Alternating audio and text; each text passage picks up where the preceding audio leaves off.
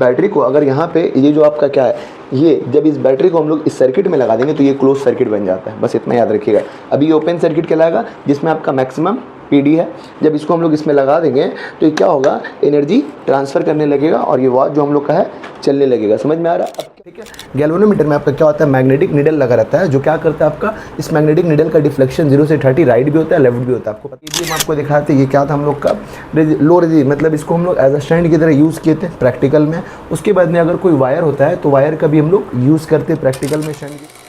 तो हेलो दोस्तों, स्वागत करता हूं मैं आपके अपने यूट्यूब चैनल नीचे क्लासेस बाय हबीब सर में। तो आज हमारे बारूद शॉर्ट का डे 7 है। आज हम लोग क्या करने वाले हैं, क्लास 12 फिजिक्स का जो सेकंड यूनिट हम लोग का करंट इलेक्ट्रिसिटी, इस यूनिट को हम लोग कर रहे थे और इससे रिलेटेड हम लोगों ने बहुत सारे टॉपिक को कवर करके रखा है, जिसमें हम लोग का ओम्स लॉ है, ओम्स लॉ का ग्राफ है, इसको हम लोग VI कैरेक्टरिस्टिक्स बोलते हैं। उसके बाद में ड्रिफ्ट वेलोसिटी है, करंट डेंसिटी है, ड्रिफ्ट वेलोसिटी और करंट में क्या रिलेशन है, और उसके अलावा बहुत सारे न्यूमेरिकल को भी हम लोगों ने इससे पिछले वाले वीडियो में करके रखा है। तो आज जो इसके बाद में जो टॉपिक है उसको हम लोग करने वाले। तो पहला टॉपिक हम लोग क्या है, रजिस्टर है। तो चलिए हम लोग अपने टॉपिक को बिना टाइम वेस्ट किए शुरू करते हैं। ठीक है, हम लोग का जो पहला टॉपिक है हम लोग का रजिस्टर किसको बोलते हैं, आइए हम लोग समझते हैं। देखिए रजिस्टर का मतलब क्या होता है, पहले आप इस बात को जान करके, रजिस्टर का मतलब होता है रुकावट। अब ये रुकावट कहाँ पर होता है, जो रुकावट करंट के रास्ते में होता है उसको हम लोग रजिस्टर बोलते हैं। मतलब समझिए, आप बोलिएगा सर रेजिस्टेंस किसको बोलते हैं, बिल्कुल रेजिस्टेंस का भी मतलब रुकावट होता है और रजिस्टर का भी मतलब रुकावट होता है। पर दोनों में क्या फ़र्क होता है, जब इसको हम लोग समझेंगे तो हमको फ़र्क बताने की ज़रूरत नहीं पड़ेगी, आप खुद समझ जाइएगा। ठीक है, तो आइए हम लोग इसको समझते हैं। तो ये क्या होता है, this are the component in an electrical circuit. ये इलेक्ट्रिकल सर्किट का कंपोनेंट होता है जो क्या करता है आपका, विच ऑफर रेजिस्टेंस, जो कि आपको क्या करता है, रेजिस्टेंस प्रोवाइड करता है। कोई भी सर्किट में रेजिस्टेंस प्रोवाइड करता है opposing to the flow of current, यानी करंट के अपोजिंग डायरेक्शन में, मतलब करंट को अपोज करने के लिए, यानी करंट को रोकने के लिए आपका क्या करता है, रेजिस्टेंस प्रोवाइड करता है। मतलब क्या हुआ, देखिए अगर डिफरेंस समझना हम लोग तो ऐसे समझेंगे, जैसे मेरे पास क्या है, कोई भी सर्किट है। सर्किट का मतलब क्या हो गया, ये मेरे पास एक सर्किट है। ठीक है, अब इस सर्किट में क्या हो रहा है, आपका करंट फ्लो कर रहा है। मान लीजिए मेरे यहाँ पे क्या कर रहा है, 100 एम्पेयर का करंट इस सर्किट में फ्लो कर रहा है। ठीक है, अब इस सर्किट में आपका क्या हो रहा है, 100 एम्पेयर का करंट फ्लो कर रहा है और इसमें हम लोगों ने क्या किया, एक छोटा सा बल्ब कनेक्ट कर लिया। छोटा सा बल्ब हम लोगों ने कनेक्ट कर लिया। तो ये बल्ब जो है हम लोग का कितना एम्पेयर का, आपका मान लीजिए ये आपका सिर्फ 30 एम्पेयर करंट को ही रख सकता है। अगर उससे ज़्यादा इसमें करंट आया तो ये बल्ब क्या हो सकता है, फ्यूज़ हो सकता है, उड़ सकता है, या आपका जल सकता है, ख़राब हो सकता है। पर देखिए यहाँ पर आपका 100 एम्पेयर करंट जो है इस सर्किट में फ्लो हो रहा है, यहाँ पर इसको चाहिए 30 एम्पेयर करंट। तो 100 एम्पेयर अगर करंट फ्लो कर रहा है तो ये 30 एम्पेयर करंट कैसे दे सकता है, आपको 100 ही दे सकता है। पर अगर हम लोग चाहेंगे तो इस रजिस्टर का यूज़ करके इसमें हम लोग क्या कर सकते हैं, सिर्फ और सिर्फ 30 एम्पेयर करंट इसको प्रोवाइड कर सकते हैं, बाकी को हम लोग रोक सकते हैं। तो यही काम होता है रजिस्टर का। ये रजिस्टर के ज़रिए हम लोग क्या कर सकते हैं, किसी भी सर्किट में हम लोग अपने हिसाब से, अपने मुताबिक जितना हमें रेजिस्टेंस का ज़रूरत पड़ता है उतना हम लोग प्रोवाइड कर सकते हैं। बस यही फ़र्क होता है। और रेजिस्टेंस का मतलब रुकावट होता है, कहीं पर भी हो सकता है, पर इसमें हम लोग अपने हिसाब से रुकावट प्रोवाइड करते हैं किसी भी सर्किट में। समझ में आ गया? तो हम लोग क्या करते हैं, इस रजिस्टर को उठाते हैं और यहाँ पर हम लोगों ने कनेक्ट कर देते हैं। अगर हम लोग कनेक्ट करेंगे तो ये क्या करेगा, आपका जितना इसमें आपका करंट का ज़रूरत उतना प्रोवाइड करेगा, बाकी को रोक देगा। समझ में आ गया रजिस्टर का काम। अब ये रजिस्टर जो होता है कितना टाइप का होता है, इसको हम लोग समझ सकते हैं। आपका कितना टाइप का होता है, हम लोग यहाँ पे जो पढ़ेंगे आपका 2 टाइप का, एक होता है आपका wire bound resistor and then आपका कार्बन रजिस्टर होता है। वायर बाउंड रजिस्टर किसको बोलते हैं, आइए हम लोग इसको समझते हैं। वायर बाउंड रजिस्टर का मतलब क्या होता है आपका, मतलब ऐसा रजिस्टर जो कि हम लोग का किस चीज़ का बना होता है, कोई भी आपका और या मेटल या आपका इंसुलेटिंग बेस का बना होता है। जैसा कि हम लोग ये मान सकते हैं आपका एक इंसुलेटिंग बेस वगैरह मतलब होता है ना। और का मतलब क्या होता है, मिट्टी वगैरह और कोई चीज़ भी शामिल होता है उसमें, तो ये उस और का बना होता है, उस मटेरियल का बना होता है। इसमें हम लोगों ने क्या करना, आपका इसमें हम लोगों ने एक अलॉय को इस तरह से फोल्ड कर दिया, यानी लपेट दिया। यानी एक वायर था हम लोग के पास, वायर था, अलॉय था, जो भी मान लिया हम लोग, इसको हम लोगों ने क्या किया, इस तरह से फोल्ड कर दिया। जैसे कि हम लोग जब आगे सोलेनॉइड पढ़ेंगे, या अगर आपने रियोस्टैट देखा होगा तो उसमें आपका इसी तरह से आपका सोलेनॉइड लपेटा रहता है। तो इस वायर को हम लोगों ने लपेट दिया। अब इस वायर को लपेटने का इसमें क्या काम था, देखिए एक बात याद रखिएगा, ये जो वायर को हम लोगों ने इसमें लपेटा है ये आपका नॉर्मल वायर नहीं है, एक अलॉय है जिसका आपका रेजिस्टिविटी बहुत हाई होता है। अभी कौन सा वायर है जिसका रेजिस्टिविटी हाई होता है? तो आपका जैसे कि आप जब प्रैक्टिकल करिएगा तो मैग्नीन हो गया, निक्रॉन हो गया, ये सारे वायर का रेजिस्टिविटी बहुत हाई होता है। ऑलरेडी मैंने जो प्रैक्टिकल बहुत सारा किया उसमें मैंने इस वायर का यूज़ किया, आप देख सकते हैं। तो उसका क्या होता है, रेजिस्टिविटी बहुत हाई होता है। इस वायर का रेजिस्टिविटी हाई होता है, इतना हाई होता है, और इसका लेंथ भी काफ़ी लंबा होता है। अगर लेंथ लंबा होगा तो रेजिस्टिविटी हाई होगा, क्योंकि आपका यहाँ पे तब क्या हो जाएगा आपका, यानी रेजिस्टेंस इसमें आपका लेंथ के डायरेक्टली प्रोपोर्शनल होगा इस वायर का, ठीक है।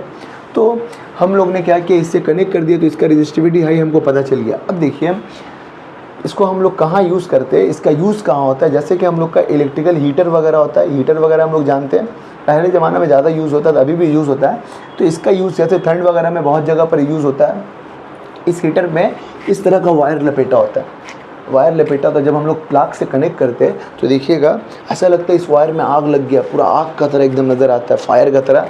तो वो वायर उतना आग में रहने के बावजूद भी जलता नहीं है, क्योंकि उसमें टेम्परेचर का कोई इफ़ेक्ट नहीं पड़ता है। समझे मेरी बात को?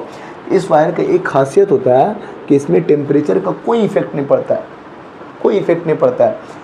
तो समझ में आ गया। इसको हम लोग क्या कर सकते हैं, आपका इसी को हम लोग क्या बोलते हैं, वायर बाउंड रजिस्टर बोलते हैं, जो कि हम लोग का हीटर वगैरह या कोई भी इलेक्ट्रिकल इंस्ट्रूमेंट वगैरह में जहाँ पर इसका ज़रूरत होता है वहाँ पर यूज़ करते हैं। और ये वायर का लेंथ बहुत लंबा, मतलब इतना लंबा होता है, इसीलिए हम लोग इसको हर जगह पर यूज़ नहीं करते, हर इंस्ट्रूमेंट में इसका यूज़ नहीं कर सकते, इसको कुछ कुछ जगह पर ही यूज़ करते हैं। समझ में आ गया इतना वायर बाउंड रजिस्टर के बारे में, इतना ही था। अब हम लोग आएंगे कार्बन रजिस्टर।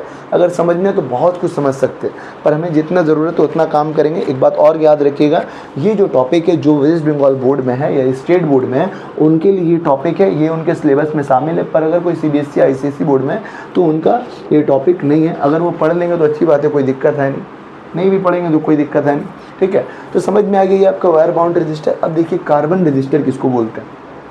सबसे पहली बात ये जान जाइएगा, कार्बन रजिस्टर जो होता है आपका सिलेंड्रिकल टाइप का होता है, कुछ इस तरह का होता है। सिलेंड्रिकल टाइप का मतलब इस तरह का होता है, ठीक है।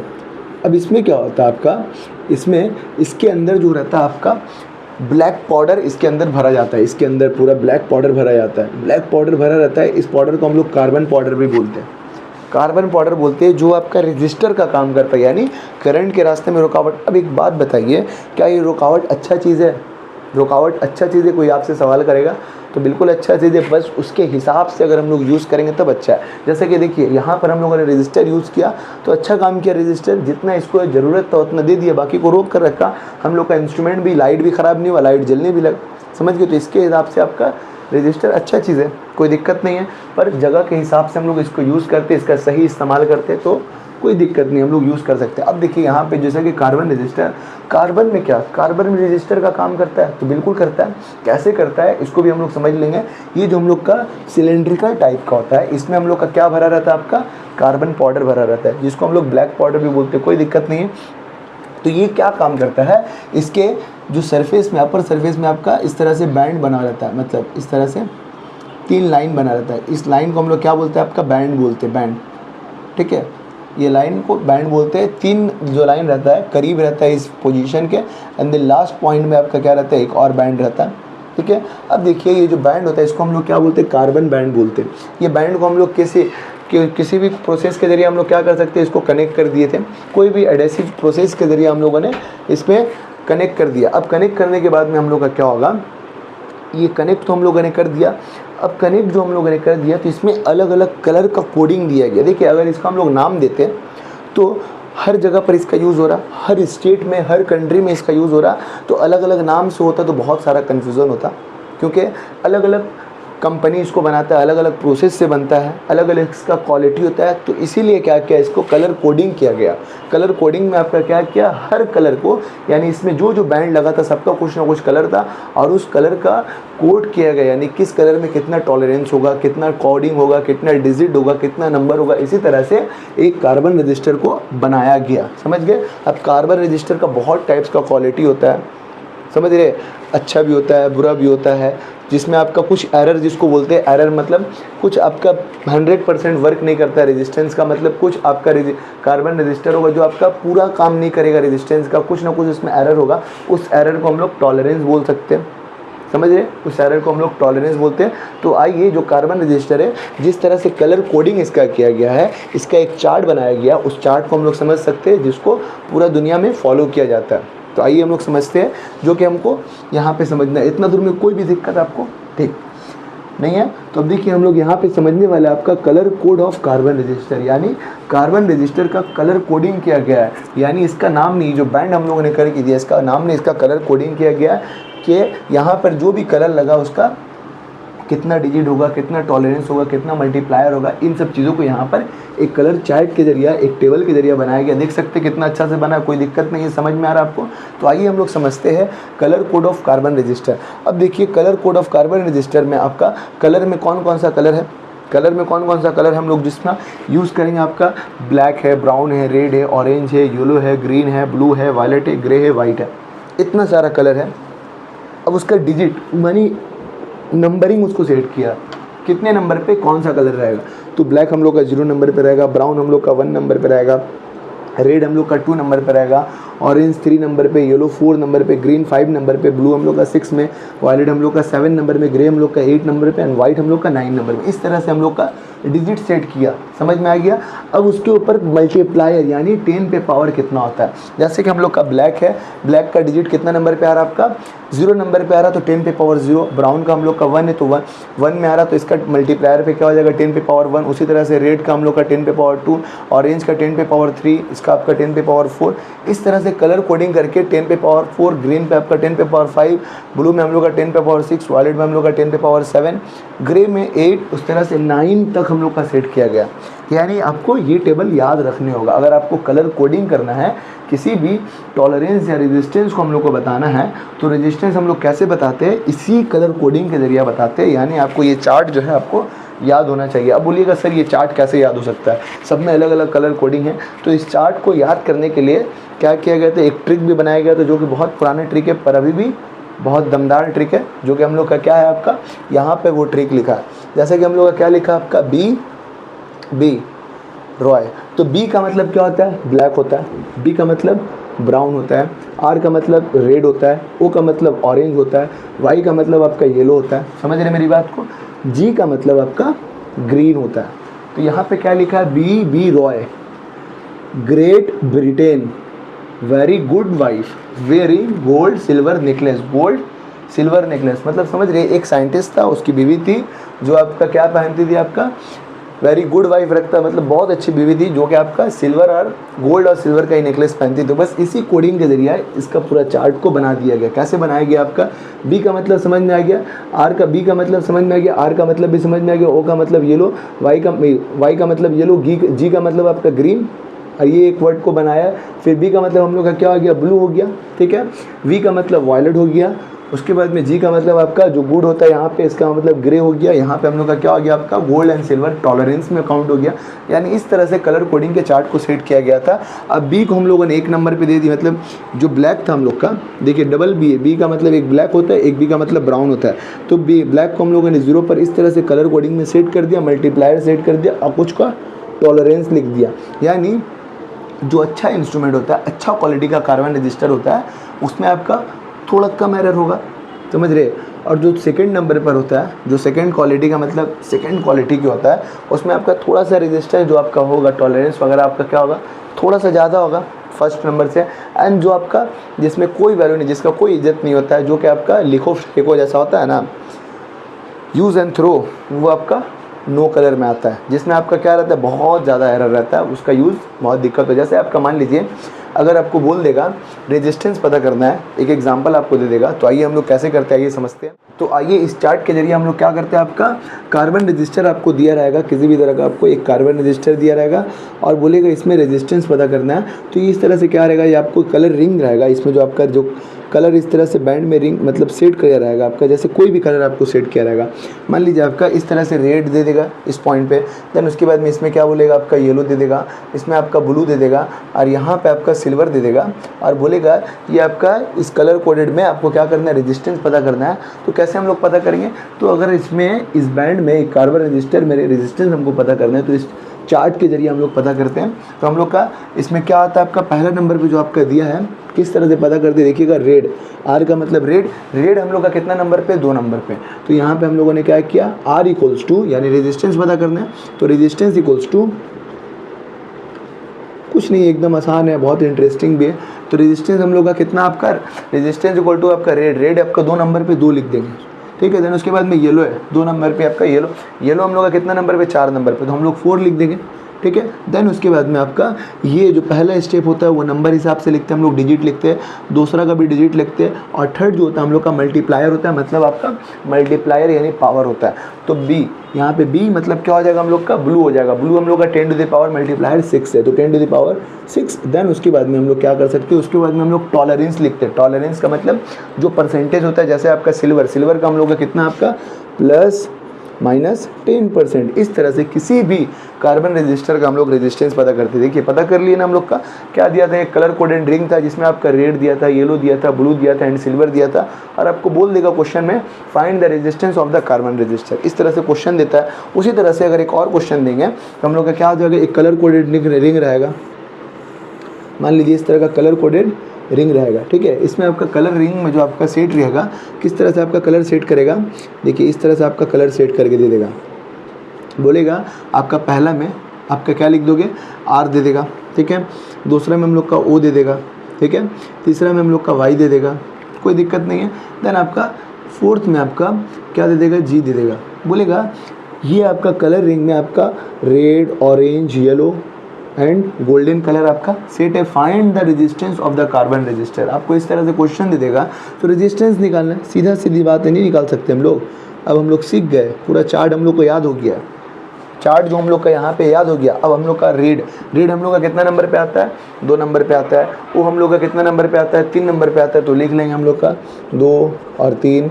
देन उसके बाद में मल्टीप्लायर, ठीक है, मल्टीप्लाई हम लोग का येलो, येलो हम लोग का कितना नंबर पे आता है, 4 नंबर पे आता है, 10 टू द पावर 4। देन उसके बाद में हम लोग क्या लिखेंगे, प्लस माइनस, जो कि टॉलरेंस होता है हम लोग का 5%, यानी ये जो गोल्ड है ये आपका 1 नंबर कार्बन रजिस्टर है। मतलब इसमें जो आपका एरर होता है, जो टॉलरेंस होता है सबसे कम, मतलब यहाँ पे अभी यहाँ इसके हिसाब से, इस कलर कोडिंग के हिसाब से यहाँ पे इसका कम होता है, इससे कम भी किसी का होता होगा, ठीक है। अगर देखेंगे तो चार्ट में हम लोग का जो होता है यहाँ पे और भी टॉलरेंस ऐड होता है, पर अभी के लिए आपका सिलेबस के हिसाब से इतना काफ़ी है। तो समझ में आया किस तरह से हम लोग कार्बन रजिस्टर का रेजिस्टेंस पता करते हैं, ठीक है, बिल्कुल सब क्लियर है, ठीक है। तो इस तरह से जितना भी आपको देगा, जितना भी टाइप करेगा आप निकाल लीजिएगा कलर बैंड के हिसाब से, और ये समझिएगा ये आपका अलग अलग क्वालिटी के हिसाब से इसको सेट किया जाता है, और जो भी इसको बनाता है वो कंपनी इसके हिसाब से सेट करता है, इसमें कोई दिक्कत है नहीं। तो समझ में आ गया, अगर आपको नोट डाउन करना तो कर लीजिए, हम लोग अपने नेक्स्ट टॉपिक में एंटर करेंगे। तो अब हम लोग समझने वाले हैं कि टेम्परेचर कोफिशिएंट किसको बोलते हैं। टेम्परेचर कोफिशिएंट को हम लोग अल्फ़ा से डिनोट करते हैं। ये अल्फ़ा हम लोग का क्या कहलाता है, आपका टेम्परेचर कोफिशिएंट कहलाता है। इसको हम लोग समझेंगे, पर सीधा सीधी एकदम सिंपल वे में आपको समझाते हैं। कोई भी कंडक्टर होगा, ये रजिस्टर होगा, रजिस्टर के बारे में भी हम आपको बता के क्या होता है। कोई भी कंडक्टर या रजिस्टर में जब टेम्परेचर हम लोग बढ़ाते हैं तो उसका रेजिस्टेंस कितना बढ़ता है या घटता है, ये हम लोग का कौन बताता है, आपका टेम्परेचर कोफिशिएंट। इसको हम लोग क्या बोलते हैं, टेम्परेचर कोफिशिएंट ऑफ रेजिस्टेंस बोलते हैं। यही हम लोग का यहाँ पर लिखा है, the temperature coefficient of resistance is the change in resistance per unit original resistance. यानी जब हम लोग क्या करते हैं, जो टेम्परेचर कोफिशिएंट ऑफ रेजिस्टेंस होता है, ये आपका जो भी उसका ओरिजिनल रेजिस्टेंस में जो भी चेंज होगा, जब हम लोग क्या करते हैं उसका टेम्परेचर पर डिग्री बढ़ाते या घटाते हैं। समझ गए, ये हम लोग का क्या कहलाता है, आपका टेम्परेचर कोफिशिएंट ऑफ रेजिस्टेंस, जिसको हम लोग अल्फा से डिनोट करते हैं। अब देखिए इसका एक्सप्रेशन भी कुछ होता होगा, कुछ रिलेशन भी होता होगा, जिसके जरिए हम लोग क्या कर सकते हैं, किसी भी मेटल या कंडक्टर में, रजिस्टर में जब हम लोग टेम्परेचर इंक्रीज़ कर रहे हैं, कुछ भी बढ़ा रहे हैं या कुछ भी घटा रहे, तो हम लोग का रेजिस्टेंस पता करना है, तो हम लोग इसी के ज़रिए हम लोग पता करते हैं। आइए देखते हैं हम लोग का क्या होता है, when the temperature of metallic conductor increase. जब हम लोग मेटेलिक कंडक्टर का टेम्परेचर क्या करते हैं, इंक्रीज़ करते हैं, तो इसका रेजिस्टेंस क्या होता है, ऑल्सो इंक्रीज़ हो जाता है, ठीक है। तो यहाँ पे आर, जो यहाँ पे आर नॉट ये 0 नज़र आ रहा है, तो R0 एंड RT जो हम लोग का be the resistance of conductor. ये जो R है हम लोग का क्या है, रेजिस्टेंस ऑफ कंडक्टर, कितना कितने डिग्री में, यहाँ पे 0 डिग्री, तो आपका 0 degree at T degree respectively. तो हम लोग का चेंज इन रेजिस्टेंस जो आएगा, यानी जो रेजिस्टेंस में चेंज आएगा इसके रिस्पेक्ट में, R0 RT के रिस्पेक्ट में, तो हम लोग का क्या हो जाएगा, change in resistance RT minus R0, ठीक है, इक्वल्स टू अल्फ़ा R0T हो जाएगा। समझ रहे मेरी बात को? ये हम लोग का अल्फा R02, परेशान नहीं होने की ज़रूरत है। समझ में आ रहा है? ये हम लोग का होता है चेंज ऑफ रेजिस्टेंस। इतना चेंज ऑफ रेजिस्टेंस आएगा कितना डिग्री, 0 डिग्री एंड 80 डिग्री में रिस्पेक्टिवली में। तो हम लोग का यहाँ पे जो अल्फा है, अल्फा जो हम लोग का आया यहाँ पे, इसको हम लोग बोलते हैं टेम्परेचर कोफिशिएंट ऑफ रेजिस्टेंस बोलते हैं। ठीक है, अब यहाँ से हम लोगों ने क्या किया, ये जो हम लोग का अल्फा R0T आया था इक्वल्स टू कितना क्या, RT माइनस R0। यहाँ से हम लोगों ने क्या किया, R0T को R0T के पास भेज दिया। मतलब यहाँ पे R0 जो T था इसको यहाँ पर लेके आ गया, तो RT equals to R0 alpha R0T हो गया। ठीक है, इतना हो जाएगा। ठीक है, अब यहाँ से R जो 0 डिग्री है मतलब नॉट है, इसको हम लोगों ने कॉमन ले लिया, तो हम लोग का कितना आ जाएगा, टेम्परेचर RT जो हम लोग का टेम्परेचर कोफिशिएंट हम लोग का R0 1 प्लस अल्फा T, ये एक इक्वेशन आ गया हम लोग का। और इसके रिस्पेक्ट में हम लोगों ने क्या किया, अगर हमको टेम्परेचर कोफिशिएंट यानी अल्फा निकालना है तो अल्फा के रिस्पेक्ट में हम लोग का क्या आ जाएगा। अगर हमें रेजिस्टेंस पता करने का तो हम लोग इस तरह पता कर सकते हैं। अगर हमें क्या निकालना है, आपका अल्फा निकालना है, तो हम लोग का सेम ही इक्वेशन है, बस इसको क्या किया, यहाँ पे हम लोग का अल्फा को रखे सिंपल से, बाकी सबको ट्रांसफ़र कर दिया। तो हम लोग का ये इक्वेशन RT माइनस R0 आ गया, यहाँ पे R0T आ गया। समझ गए, ये हम लोग का इक्वेशन आ गया। परेशान होने का नहीं है, एकदम सिंपल है। यहाँ पे RT R0 था, यहाँ पे हम लोग अल्फा था, RT को यहाँ पे भेज दिए, बस हो गया। समझ में आ गया किस तरह से हुआ, बस इतना ही समझ के रखिए, काम हो जाएगा। यहाँ पे dimensional formula of temperature coefficient का क्या होता है, m⁴0 l⁴0 t⁴0 k⁻⁻1 होता है। तो देखिए इसके रिस्पेक्ट में एक क्वेश्चन भी हम लोग सॉल्व कर लेते हैं। कैसे हम लोग पता करेंगे, कोई भी कंडक्टर रहेगा, कोई भी आपका मेटल रहेगा या कोई भी वायर रहेगा, उसका टेम्परेचर इंक्रीज़ किए तो हम लोग का उसमें रेजिस्टेंस बढ़ा है या घटा है, जो भी हुआ, आइए हम लोग उसको पता करते हैं। तो यहाँ पे क्वेश्चन दिया आपको, the temperature coefficient of resistance of copper wire आपका कितना दिया, द टेम्परेचर कोफिशिएंट, यहाँ पे आपका क्या लिखा है, टेम्परेचर कोफिशिएंट, ठीक है, temperature coefficient of resistance of copper wire आपका कितना दिया है, यानी आपका टेम्परेचर कोफिशिएंट यानी आपका अल्फ़ा जो दिया है, पहले हम लोग क्या करते हैं उसको लिख लेते, कोई दिक्कत नहीं। अल्फ़ा इक्वल्स टू हम लोग इतना दिया आपका 42.5 × 10⁻⁴ पर कूलम दिया। ठीक है, इतना हम लोग का temperature coefficient of resistance of copper wire हम लोग का इतना दिया। What would be the resistance, तो हमसे क्या पूछा है, what would be the resistance, हम लोग का रेजिस्टेंस कितना होगा ऑफ कॉपर वायर का एट 100 डिग्री सी में, यानी हमसे R पूछा है कितना डिग्री सी में, यानी टेम्परेचर हमको कितना दिया आपका 100 डिग्री सी में पूछा है। ठीक है, और बोल रहा है इफ़ अगर इट इज़ 4 ओम, अगर ये 4 ओम है, ये जो आपका ऑलरेडी 4 ओम है, कितना डिग्री में आपका 30 डिग्री में, यानी आपका पहले का कुछ दिया बाद का पूछा है, पहले का कुछ दिया यानी आपका R1 दिया हम लोग को, R1 हम लोग इतना दिया 4 ओम दिया है, और बाद का पूछा हम लोग का यानी T1 मतलब T 30 डिग्री में आपका इतना दिया हुआ है, इतना में इतना पूछा, तो ये हम लोग का कितना होना चाहिए, T2 होना चाहिए। समझ रहे, T1 दिया है और हम लोग का T2 यहाँ पे दिया है, R2 पूछ लिया, सिंपल सी बात है। तो ये पूछा है तो सिंपल से हम लोग कौन सा फार्मूला यूज़ करेंगे, ये फार्मूला यूज़ करेंगे, काम हो जाएगा हम लोग का, हो जाएगा ना। तो यहाँ पे एक बार इसके रिस्पेक्ट में लगा लेंगे, कोई दिक्कत है नहीं। तो R2 के रिस्पेक्ट में अगर हम लोग लगाएंगे, R2 के रिस्पेक्ट में क्या हो जाएगा हम लोग का, R2 R0 1 plus alpha T, 1 plus alpha T। समझ रहे मेरी बात को, ठीक है। तो यहाँ से अगर हम लोग लगाएंगे तो ये फार्मूला होगा, और यहाँ पे इसका इसके रिस्पेक्ट में अगर लिखेंगे तो हम लोग का क्या हो जाएगा, R1 R0 आपका 1 प्लस अल्फ़ा T। समझ रहे, हो गया, कोई दिक्कत नहीं है। अब यहाँ से हम लोग ने क्या कर लेना है, यहाँ से हम लोग का देखेंगे हम लोग के पास क्या क्या दिया। अगर हम लोग देख रहे हैं तो हम लोग के पास यहाँ पे आपका 4 दिया है ना R1, तो यहाँ पे हम लोग नहीं लिख सकते 4 लिख सकते हैं। यहाँ पे R2 हमसे पूछा है, तो R2 पूछा है तो कोई दिक्कत नहीं है, लिखेंगे। अब हम लोग क्या करेंगे, दोनों इक्वेशन को कंबाइन कर लेंगे। तो दोनों इक्वेशन को कंबाइन करने का मतलब यहाँ पे हम लोग करते हैं, यहाँ पे हम लोग आपको करके दिखाते हैं। तो R2 R0 1 प्लस अल्फ़ा हम लोग का, यानी रेजिस्टिविटी कितना दिया आपका, कितना दिया हम लोग का, यहाँ पे आपका टेम्परेचर कितना है 100 डिग्री में, ठीक है, इनटू नज़र आ रहा है देखिएगा 42.5 × 10⁻⁴, ठीक है, ये दिया। देन उसके बाद में आपका यहाँ पे नीचे में आपका R2 हो जाएगा, ठीक है। यहाँ पे इसके रिस्पेक्ट में आपका 4 दिया है, कोई दिक्कत नहीं है। अब यहाँ पे हम लोग का जो दिया है, यहाँ पे हम लोग ने क्या किया, आपका 1 प्लस कितना डिग्री में दिया आपका, T की जगह पे हम लोग क्या करेंगे, आपका 30 डिग्री पुट कर देंगे। एंड देन उसके बाद में रेजिस्टिविटी हम लोग को दिया, जो दिया हम लोगों ने कुछ नहीं किया, सब पुट कर दिया, ठीक है, 41/2 × 10⁻⁴। अब यहाँ से ये कट जाएगा, ठीक है। यहाँ से हम लोग इसको इनटू करेंगे तो डायरेक्ट हम आपको कैलकुलेट करके बता रहे हैं, तो बहुत टाइम लगेगा। तो इसका कितना आंसर आएगा देखिए, कैलकुलेट करके देखिएगा तो इसका आंसर आपका कितना आएगा लगभग,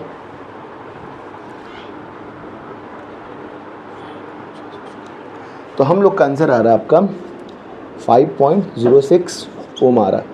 तो ये हम लोग का रेजिस्टेंस हम लोग का कितना आ गया 5.06 ओम। आप इसको कैलकुलेट कर लीजिएगा, नॉर्मल कोई दिक्कत है नहीं। अगर कैलकुलेट भी करना चाहेंगे तो कर लेंगे, यहाँ दोनों तो आपका कट ही जाएगा, कोई दिक्कत है नहीं। अब बाकी कैलकुलेट करके आ जाएगा, ठीक है। तो अगर आपको समझ में आ गया तो इसको नोट डाउन कर लीजिए, जल्दी से इसको इरेज करेंगे हम लोग। तो आइए अब हम लोग इलेक्ट्रोमोटिव फोर्स के बारे में बात करने वाले हैं कि इलेक्ट्रोमोटिव फोर्स होता क्या है। तो इलेक्ट्रोमोटिव फोर्स को हम लोग शॉर्ट फॉर्म में ईएमएफ ऑफ ए सेल बोलते हैं। तो इसका मतलब क्या होता है आइए समझते हैं। The energy required by charge to complete its cycle it's called EMF of a cell, it is not a force. मतलब क्या होगा, सबसे पहली बात याद रखिएगा, इलेक्ट्रोमोटिव फोर्स, इलेक्ट्रोमोटिव फोर्स इसका नाम है, पर ये नाम में जो फोर्स है ये काम फोर्स वाला नहीं करता है। एक्चुअली में ये फोर्स होता नहीं है, पहले ज़माने में माना जाता था, पर ये अब क्या हुआ, वक्त के साथ पता चलते गया तो पता चला कि आपका फोर्स नहीं होता है। अब फोर्स नहीं होता तो क्या होता है, ये एनर्जी होता है। कैसे होता है ये हम लोग समझते हैं। जैसे मान लीजिए कोई भी मेरे पास आपका मेटल हो गया या कोई भी कंडक्टर हो गया किसी भी मेटल का, तो उसमें इलेक्ट्रॉन हम लोग का फ्लो करता है, कहीं भी फ्लो करता है। पर जब उसको हम लोग एक साइकिल कंप्लीट करवाएंगे, उसको जब एक साइकिल एक कंप्लीट चक्कर लगवाएंगे तो उसके लिए उस इलेक्ट्रॉन को क्या चाहिए, एनर्जी चाहिए। अब ये एनर्जी उस इलेक्ट्रॉन को कौन देगा, तो उस इलेक्ट्रॉन को एनर्जी देता है आपका बैटरी। इस तरह से हम लोग बैटरी कनेक्ट करते हैं तो अब क्या हो गया, उसमें आपका एनर्जी मिल गया। अब ये एनर्जी के ज़रिए क्या होता है, इलेक्ट्रॉन अपने साइकिल को कंप्लीट करता है और ये प्रोसेस आपका क्या हो जाता है, हम लोग का ईएमएफ ऑफ ए सेल हो जाता है। समझ रहे मेरी बात को। देखिए कैसे होता है इसको भी समझ लेंगे। जैसे मान लीजिए मेरे पास क्या होता है, आपका नॉर्मल सा बैटरी है, नॉर्मल सा जो हम लोग बैटरी खरीद के लाते हैं, यानी जो मार्केट से लाते हैं। जैसा कि हम लोग का ये बैटरी है, देख सकते हैं ये हम लोग का क्या आपका बैटरी है। इसमें क्या होता है, ये पॉइंट जो होता है हम लोग का आपका पॉजिटिव एंड होता है, ये हम लोग का नेगेटिव एंड होता है, ये बात जानते हैं। और देखिएगा यहाँ पर इसका वोल्टेज लिखा रहता है, कितना वोल्ट का होता है, तो 1.5 वोल्ट का है, ठीक है। ये बैटरी में अगर हम लोग समझेंगे तो आपका 1.5 वोल्ट का है। तो अब ये 1.5 वोल्ट, अभी इसको हम लोगों ने किसी भी सर्किट में अटैच नहीं किया, मतलब कोई भी सर्किट में हम लोग इसमें अभी इसको हम लोग लगाए नहीं है। तो इसका मैक्सिमम पीडी कितना होगा, तो इसका मैक्सिमम पीडी आप बोलिएगा कि सर 1.5 होगा, क्योंकि इसमें से एनर्जी ट्रांसफ़र नहीं हो रहा है, तो ये अपने आप को संभाल कर रखा है। अब हम लोग क्या करेंगे, इसको अगर कहीं से कनेक्ट कर देंगे, एज हम लोग कनेक्ट कर दिए, जैसे किसी भी बल्ब से या किसी भी वॉच से, जैसे कि हम आपको दिखा दे रहे हैं आपको कि हम लोग के पास क्या है, आपका ये मेरे पास क्या है, वॉच है। अभी ये चल रहा नहीं, ठीक है, अभी ये चल रहा नहीं। अब इसमें हम लोग क्या करेंगे, आपका इस बैटरी को अगर यहाँ पे ये जो आपका क्या है, ये जब इस बैटरी को हम लोग इस सर्किट में लगा देंगे तो ये क्लोज सर्किट बन जाता है, बस इतना याद रखिएगा। अभी ये ओपन सर्किट कहलाएगा जिसमें आपका मैक्सिमम पीडी है। जब इसको हम लोग इसमें लगा देंगे तो ये क्या होगा, एनर्जी ट्रांसफ़र करने लगेगा और ये वॉच जो हम लोग का है चलने लगेगा। समझ में आ रहा। अब क्या हो गया, ये एनर्जी ट्रांसफ़र हो रहा, तो ये अपने साइकिल को कंप्लीट कर रहा, समझ रहे। तो ये बैटरी क्या किया, इसमें एनर्जी ट्रांसफ़र किया और ये आपका साइकिल को कंप्लीट करने लगा। यही हम लोग का फोर्स क्या कहलाता है, आपका यही प्रोसेस हम लोग का इलेक्ट्रोमोटिव फोर्स कहलाता है। पर अगर इसको हम लोग और सही से समझेंगे तो देखिए आपका एक कंडीशन होता है, जैसे कि आपका बैटरी जो होता है इसका सही डिफिनीशन क्या होगा ये तो हम लोग जान गए, पर इसका सही डिफिनीशन जब हम लोग बैटरी खरीद के लाते हैं बाज़ार से, जैसा कि हम आपको देखा है, तो उसका जो टर्मिनल होता है, पहला पॉइंट ये आपका पॉजिटिव और नेगेटिव, इसके बीच का जो आपका जो डिफरेंस होता है इसके बीच का, ये हम लोग का क्या कहलाता है, आपका ईएमएफ ऑफ ए सेल, जो मैक्सिमम पोटेंशियल डिफरेंस होता है। जैसे हम लोग का maximum potential difference between terminal of a cell, यानी जो मैक्सिमम पोटेंशियल डिफरेंस होता है इनके टर्मिनल ऑफ सेल से ये बैटरी का, ये हम लोग का क्या कहलाता है, आपका ईएमएफ ऑफ ए सेल। समझ गए, यही हम लोग का आपका कोई भी ओपन सर्किट में होगा तो हम लोग का ये क्या कहलाया जाएगा, आपका ईएमएफ। समझ गए। अब देखिए ये जो बैटरी होता है मेरे पास, नॉर्मल बैटरी जो मैं आपको अभी दिखा है, इसका डायरेक्शन क्या होता है, इसका डायरेक्शन होता है, इसका डायरेक्शन को हम लोग दो तरीके, ये समझ में आया क्या होता है, इसका सही डिफिनेशन इस तरह से हम लोग समझते हैं, जो कि आपका लिखा the maximum potential difference between terminal of a cell in open circuit. जैसा कि हम आपको दिखाए थे, बैटरी का ओपन सर्किट जो था, उस ओपन सर्किट में जो मैक्सिमम पोटेंशियल डिफरेंस होता है उसके टर्मिनल के बीच में, वो हम लोग का क्या होता है, आपका ईएमएफ हो जाता है, ठीक है, ईएमएफ कहलाता है। अब देखिए जो ईएमएफ जो बैटरी होता है इसका कुछ डायरेक्शन होता है। अब इसका डायरेक्शन अगर हम लोग समझेंगे, ओपन सर्किट में क्या डायरेक्शन होता है, तो इसको हम लोग समझेंगे आपका, जैसे कि हम लोग का बैटरी होता है, ये बैटरी का डायरेक्शन आउटसाइड यानी बाहर की तरफ क्या होता है, आपका पॉजिटिव से नेगेटिव होता है। यही आपका लिखा the direction of current outside the battery, जो आपका क्या होता है आपका, पॉजिटिव से नेगेटिव होता है। इनसाइड द सेल मतलब इसके अंदर की बात करेंगे तो आपका नेगेटिव से पॉजिटिव होता है। समझ रहे मेरी बात को, क्या होता है, नेगेटिव से पॉजिटिव होता है। तो यही आपका पॉइंट लिखा गया। अब देखिए इसका फॉर्मूला क्या होता है, ईएमएफ का फॉर्मूला क्या होता है आपका, एक्सटर्नल रेजिस्टेंस और इंटरनल रेजिस्टेंस का आपका जो सम होता है, ये हम लोग का इसका फॉर्मूला होता है। जैसे कि E equals to I R plus I R. क्या कैसे हो गया, इसके अंदर में जो आपका रेजिस्टेंस होगा इसमें हम लोग का आई आर होगा। जैसे कि मान लीजिए बाहर में हम लोग का आई आर जाता है, बाहर का बात कर रहे हो तो हम लोग का आई आर होता है, पर अंदर की अगर हम लोग बात करेंगे तो यहाँ पर आपका कुछ पॉइंट होगा, यहाँ पर भी इंटरनल रेजिस्टेंस भी होगा। सर्किट में जब हम लोग कनेक्ट कर दी तो इंटरनल रेजिस्टेंस भी होगा। तो यहाँ पर जानते हैं हम लोग, कोई भी बैटरी जो होता है, जैसा कि हम आपको देखा है बैटरी में क्या होता है, कुछ केमिकल होते हैं, इलेक्ट्रोलाइट वगैरह होते हैं। तो क्या होता है, जब ये क्या होता है, जब इसमें से आपका करंट फ्लो करता है, जब हम लोग सर्किट में लगाते हैं तो क्या होता है, अंदर में जो मॉलिक्यूल होता है टकराने की वजह से उसका रेजिस्टेंस जो होता है वो ज़ीरो हो जाता है। क्यों, क्योंकि आपका क्या होता है, जल्दी जल्दी मूव करने लगते हैं, ठीक है, वो उसका रेजिस्टेंस क्या होता है आपका अंदर में ज़ीरो हो जाता है। तो इंटरनल रेजिस्टेंस अगर हम लोग समझेंगे तो सर्किट का हम लोग का अंदर का बता रहे, कोई भी सेल का अंदर का, तो ज़ीरो हो जाता है। तो उसी तरह से इसका फॉर्मूला क्या होगा आपका, E इक्वल्स टू बाहर का एक्सटर्नल सर्किट का आई आर और इंटरनल सर्किट का स्मॉल आई आर, ये मतलब स्मॉल आर। समझ में आ गया, दोनों को कंबाइन की तो हम लोग का ये हो गया। अब आई आर का मतलब हम लोग जानते हैं V होता है, पोटेंशियल होता है, इतना जानते हैं। तो आई आर की जगह पे हम लोगों ने V पुट कर दिया एंड आई आर की जगह पे हम लोग आई आर लिख देंगे, कोई दिक्कत नहीं है। अब देखिए तो ये हम लोग का क्या हो गया, फॉर्मूला हो गया, ईएमएफ का फॉर्मूला हो गया, ठीक है। अगर ओपन सर्किट की बात करेंगे हम, ओपन सर्किट में, तो ओपन सर्किट में क्या होता है आपका, ओपन सर्किट में हम लोग का ये जो आई आर होता है, जो हम आपको बता के जा रहे हैं, ओपन सर्किट में आपका ज़ीरो हो जाता है। कोई भी बैटरी में आपका आई आर जो होता है आपका ज़ीरो हो जाता है, मतलब आर जो इसमें रेजिस्टेंस जो होता है ज़ीरो हो जाता है। अगर रेजिस्टेंस हम लोग का ज़ीरो हो जाता है तो हम लोग का ये फॉर्मूला ओपन सर्किट में क्या हो जाता है, E इक्वल्स टू V के बराबर हो जाता है। समझ में आया, कोई दिक्कत, बोलोगे कैसे ज़ीरो हो जाता है, कैसे ज़ीरो हो जाता है। जैसे कोई नॉर्मल बैटरी को लाते हैं ना, तो उसमें क्या होता है, बैटरी को जब तक हम लोगों ने कनेक्ट नहीं किया तो उसमें से क्या होता है, एनर्जी ट्रांसफ़र नहीं होता, एनर्जी ट्रांसफ़र नहीं होता, यानी मैक्सिमम पोटेंशियल उसमें अभी रहता है। पर अंदर में क्या होगा आपका, अंदर में क्या हो जाएगा, आई जो रहेगा उसका रेजिस्टेंस जो रहेगा ज़ीरो हो जाता है, क्योंकि केमिकल फोर्स वगैरह के रिएक्शन से टकराने की वजह से आपका क्या हो जाता है, इंटरनल रेजिस्टेंस उसका ज़ीरो हो जाता है। इसलिए ओपन सर्किट में E इक्वल्स टू V होता है। अब देखिए electromotive force is greater than terminal potential difference, यानी इलेक्ट्रोमोटिव फोर्स जो होता है ग्रेटर होता है, ज़्यादा होता है, किससे, आपका टर्मिनल पोटेंशियल डिफरेंस से, ठीक है। यहाँ पे लिखा और ड्यूरिंग रिचार्जिंग, अभी हम आपको समझा देंगे कैसे। और during recharging terminal voltage is greater than EMF. मतलब समझिएगा, एक बैटरी है मेरे पास, अब बैटरी को हम लोगों ने क्या किया, बैटरी को अगर हम लोगों ने अभी कनेक्ट नहीं किया, अगर हम लोगों ने अभी कनेक्ट नहीं किया तो आपका उस वक्त क्या होता है, अगर हम लोग बैटरी लाए, बैटरी को हम लोगों ने अभी कनेक्ट नहीं किया तो इसमें अभी क्या है, मैक्सिमम PD है। अगर 1.5 है तो ये आपका मैक्सिमम होगा।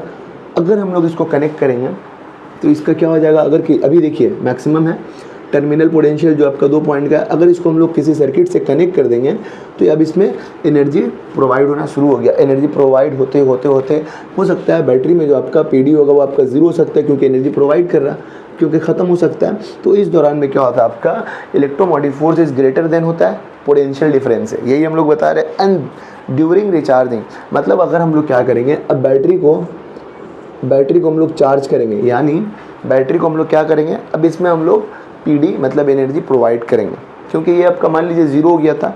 अब इसको हम लोग चार्ज करेंगे तो चार्ज के दौरान में क्या होता है आपका, ड्यूरिंग रिचार्जिंग टर्मिनल वोल्टेज जो होता है आपका, टर्मिनल वोल्टेज जो आपका बाहर का वोल्टेज आपका जो होता है ग्रेटर देन ईएमएफ, मतलब ईएमएफ से ज़्यादा हो जाता है। यही हम आपको समझाने की कोशिश कर रहे हैं। तो हम लोग का ईएमएफ का फॉर्मूला क्या हो जाएगा, E equals to V plus IR formula हो जाएगा, कोई दिक्कत नहीं।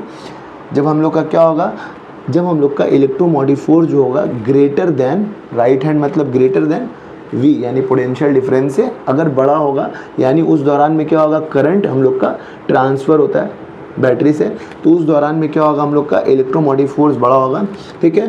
देन उसके बाद में आपका इलेक्ट्रोमोटिव फोर्स का हम लोग का ये फार्मूला हो जाएगा। उसके बाद में हम लोगों ने क्या बोला, आपका टर्मिनल वोल्टेज फार्मूला, मतलब क्या होगा आपका, जब हम लोग क्या करेगा, हम लोग का वोल्टेज हम लोग का ग्रेटर देन होगा, right hand voltage greater than EMF. जब हम लोग क्या करते, जब एक बैटरी को चार्ज करते तो उस दौरान में क्या होता है, हम लोग का ईएमएफ जो होता है हम लोग का जो हम लोग का ईएमएफ जो होता है आपका छोटा होता है। अगर हम लोग समझेंगे पोटेंशियल हम लोग का बड़ा और ईएमएफ छोटा हो जाता है, तो उस दौरान में हम लोग का फॉर्मूला क्या होगा, टर्मिनल वोल्टेज फॉर्मूला हम लोग का क्या हो जाएगा आपका, V = E - IR होगा। समझ में आया इतना दूर तक? छोटा सा पॉइंट है पर थोड़ा बहुत समझ के रखने होगा, क्योंकि ये पॉइंट समझना हमें बहुत ज़रूरी है। अब देखिए हम लोग समझेंगे कि इंटरनल रेजिस्टेंस किसको बोलते हैं। इंटरनल रेजिस्टेंस का मतलब क्या होता है आपका, किसी भी बैटरी के अंदर या सेल के अंदर जो रेजिस्टेंस होता है, जो रुकावट होता है, उसको हम लोग इंटरनल रेजिस्टेंस बोलते हैं। जैसे कि आपका लिखा है the resistance provided by the material inside the cell, यानी सेल के अंदर, किसी भी सेल के अंदर जो रेजिस्टेंस होता है वो आपका क्या होता है, आपका इंटरनल रेजिस्टेंस कहलाता है। जैसे आपको पता है ये सेल के बारे में भी हम बता चुके हैं कि उसमें क्या होता है, कुछ केमिकल इलेक्ट्रोलाइट वगैरह तक टकराते हैं, तो उसकी वजह से जो रेजिस्टेंस होता है, उसके अंदर जो रेजिस्टेंस होता है वो आपका इंटरनल रेजिस्टेंस कहलाता है। उसका कुछ प्रॉपर्टी होता है, कुछ फैक्टर होता है, आइए उसको भी समझ लेते हैं। Factor affecting internal resistance of a cell क्या होता है, concentration increases, internal resistance also increases. यानी अगर हम लोग कंसंट्रेशन को इंक्रीज़ करेंगे, मतलब जो आपका मॉलिक्यूल वगैरह है अगर उसको इंक्रीज़ करेंगे तो इंटरनल रेजिस्टेंस भी क्या हो जाएगा आपका, इंक्रीज़ हो जाएगा, जल्दी जल्दी टकराएगा। समझ रहे? अब क्या होगा, जल्दी जल्दी टकराएगा, तो जितना जल्दी टकराएगा उतना ज़्यादा रेजिस्टेंस होगा। तो अगर हम लोग कंसंट्रेशन को इंक्रीज़ करेंगे तो इंटरनल रेजिस्टेंस इंक्रीज़ हो जाएगा, टेम्परेचर इंक्रीज़ करेंगे इंटरनल रेजिस्टेंस डिक्रीज़ हो जाएगा। मतलब क्या होगा आपका, टेम्परेचर हम लोग इंक्रीज़ करेंगे तो आपका क्या हो जाएगा, जो मॉलिक्यूल रहेगा भाग जाएगा दूर दूर। समझ रहे? मॉलिक्यूल जो रहेगा उसको जगह मिलेगा और वो दूर दूर भागने लगेगा, जिसकी वजह से क्या हो जाएगा आपका, टेम्परेचर इंक्रीज, इंटरनल रेजिस्टेंस हम लोग का डिक्रीज हो जाएगा। उसके बाद में तीसरा पॉइंट हम लोग का separation between electron increases, internal resistance also increases. यानी इलेक्ट्रॉन जो हम लोग का क्या करेंगे, सेपरेशन मतलब डिस्टेंस होता है बिटवीन इलेक्ट्रॉन इंक्रीजेज, इलेक्ट्रॉन हम लोग का क्या हो जाएगा, इंक्रीज होगा, तो इंटरनल रेजिस्टेंस ऑल्सो इंक्रीजेज। यानी आप समझ के रखिएगा, इलेक्ट्रॉन हम लोग का इंक्रीज़ होगा तो इंटरनल रेजिस्टेंस इंक्रीज़ हो जाएगा। किसके दरमियान, सेपरेशन, अगर डिस्टेंस उसका हम लोग क्या करेंगे, अगर हम लोग कम कर देंगे, तो उस दौरान की बात कर रहा। तो समझ में आया आपको इसके बारे में? ठीक है, अगर नोट डाउन करना तो जल्दी से नोट डाउन कर लीजिए। तो अब हम लोग एक और इम्पॉर्टेंट डेरिवेशन करने वाले हैं, जिसमें हम लोग क्या करने वाले हैं, आपका इंटरनल रेजिस्टेंस का एक्सप्रेशन पता करने वाले। हम लोग एक्सटर्नल रेजिस्टेंस को जानते हैं, जिसको हम लोग कैपिटल R से डिनोट करते हैं, और इंटरनल रेजिस्टेंस क्या होता है, जिसको हम लोग स्मॉल r से डिनोट करते हैं। तो उसका एक्सप्रेशन क्या होगा, इसी को हमें डिराइव करना है, या हम लोग बोल सकते हैं आपका कि हमको रिलेशन बताना है, किसमें, आपका EMF, टर्मिनल वोल्टेज और इंटरनल रेजिस्टेंस में रिलेशन बताना है। सबसे पहले एक बात जान जाइए कि इंटरनल रेजिस्टेंस होता क्या है। जैसे कि आपको कोई सर्किट है, ये हम लोग का क्या है, एक कोई भी सर्किट है, यहाँ पर ये क्या हो गया, हम लोग का रेजिस्टेंस हो गया। ठीक है, इस रेजिस्टेंस को हम लोगों ने क्या किया, बैटरी से, मतलब यहाँ पे हम लोग का बैटरी है और बैटरी के करीब में एक और रेजिस्टेंस हम लोगों ने कनेक्ट कर दिया और इस सर्किट को इस तरह से कंप्लीट किया। तो यहाँ पर अगर ये वाला पॉइंट हम लोग का आपका एक्सटर्नल रेजिस्टेंस है, तो बैटरी के करीब वाला जो आपका EMF के जो करीब वाला रेजिस्टेंस होगा वो हमारा इंटरनल रेजिस्टेंस होगा। समझ गए? यही हम आपको बताने मांग रहे हैं आपका। तो यहाँ से आपका ये हम लोगों ने इसी के रिस्पेक्ट में हमें क्या करना है, अपना डेरिवेशन निकालना है internal resistance of a cell का। तो किस तरह से निकलेगा, आइए सबसे पहले हम लोग समझ सकते हो कुछ पॉइंट को। सबसे पहले हम लोग का क्या दिया आपका, let E be the EMF and R be the internal resistance. यानी ये जो सर्किट हम लोगों ने बनाया है, इसमें E क्या हम लोग का EMF है और R क्या हम लोग का, R जो हम लोग का स्मॉल r की बात कर रहे हैं, स्मॉल r हम लोग का क्या, हम लोग का हो जाएगा इंटरनल रेजिस्टेंस है। ठीक है, of a cell on external resistor of resistance हम लोग का क्या है, यानी आपका एक्सटर्नल रेजिस्टेंस ऑफ रजिस्टर क्या हम लोग का R है। ये सब बेसिक्स पॉइंट था, आप लिख भी सकते हैं, नहीं भी लिखिएगा तो कोई दिक्कत नहीं है, बस समझने के लिए। इनके से अगर वो समझना हो तो बाद में भी आप समझ सकते हैं। ये हो गया। अब हम लोगों ने क्या किया, इनको क्या किया, इस कनेक्टेड टू ए सेल, इन सबको हम लोगों ने इस सेल से कनेक्ट कर दिया। ठीक है, फिर उसके बाद में अब जब कनेक्ट कर दिया, if I be the current, इसमें I जो हम लोग का क्या है, करंट अगर फ्लो करेगा थ्रू द सर्किट, तो हम लोग टोटल करंट कैसे निकालेंगे। अगर I करंट इसमें से आपका फ्लो कर रहा है तो टोटल अगर हमको करंट पता करना है तो कैसे हम लोग निकालेंगे। तो टोटल करंट निकालने का फॉर्मूला होता है आपका total EMF by total resistance. Total EMF by total resistance. तो टोटल करंट हम लोग आराम से पता कर सकते हैं, इसमें करंट आई फ्लो कर रहा, आई लिख देंगे। उसके बाद में रेजिस्टेंस हम लोग का क्या है, रेजिस्टेंस हम लोग का देखिए दो रेजिस्टेंस है, एक एक्सटर्नल है एक इंटरनल है, तो आर प्लस आर हो गया। देन उसके बाद में यहाँ पे हम लोग का बैटरी यानी ईएमएफ क्या है आपका ई है। तो उसी तरह से हम लोगों ने ये फॉर्मूला के रिस्पेक्ट में हम लोगों ने आपका टोटल करंट यहाँ पे निकाल लिया, I equals to E by R plus R. कोई दिक्कत इतना में हो गया। अब हम लोग जानते हैं ओम्स लॉ के हिसाब से, ओम्स लॉ हमें क्या बोलता है, V equals to I R होता है। वी इक्वल्स टू अगर आई आर होता है तो अगर हमको आई निकालना है यहाँ से तो वी बाई आर कर सकते हैं। तो ओम्स लॉ के रिस्पेक्ट में इस आई को हम लोगों ने चेंज कर दिया वी बाई आर में, हो गया v बाई आर में। v का मतलब जानते हैं, r का मतलब जानते हैं, पोटेंशियल होता है, रेजिस्टेंस होता है। अब इस v बाई आर जो हम लोगों ने लिखा है इसके रिस्पेक्ट में इस जगह पर लिखा, याद रखिएगा, और इसको हम लोगों ने इसी तरह से लिखा है। अब इस v से इसको इंटू कर देंगे और इस r से इसको इंटू कर देंगे। तो हम लोगों ने क्या किया, इसको इंटू किया है इससे और इसको इंटू किया इससे, तो ई आर आ गया यहाँ पे आपका v ब्रैकेट में r प्लस स्मॉल r, ठीक है, कोई दिक्कत नहीं। अब इसके बाद में हम लोग ब्रैकेट खोले तो हम लोग का क्या हो जाएगा, v capital R plus V small r and then आपका ई आर हो गया। उसके बाद में हम लोगों ने क्या किया, जो स्मॉल r वाला V के साथ में था हम लोगों ने साइड में रखा। देन उसके बाद में हम लोग E R minus V R कर लिए।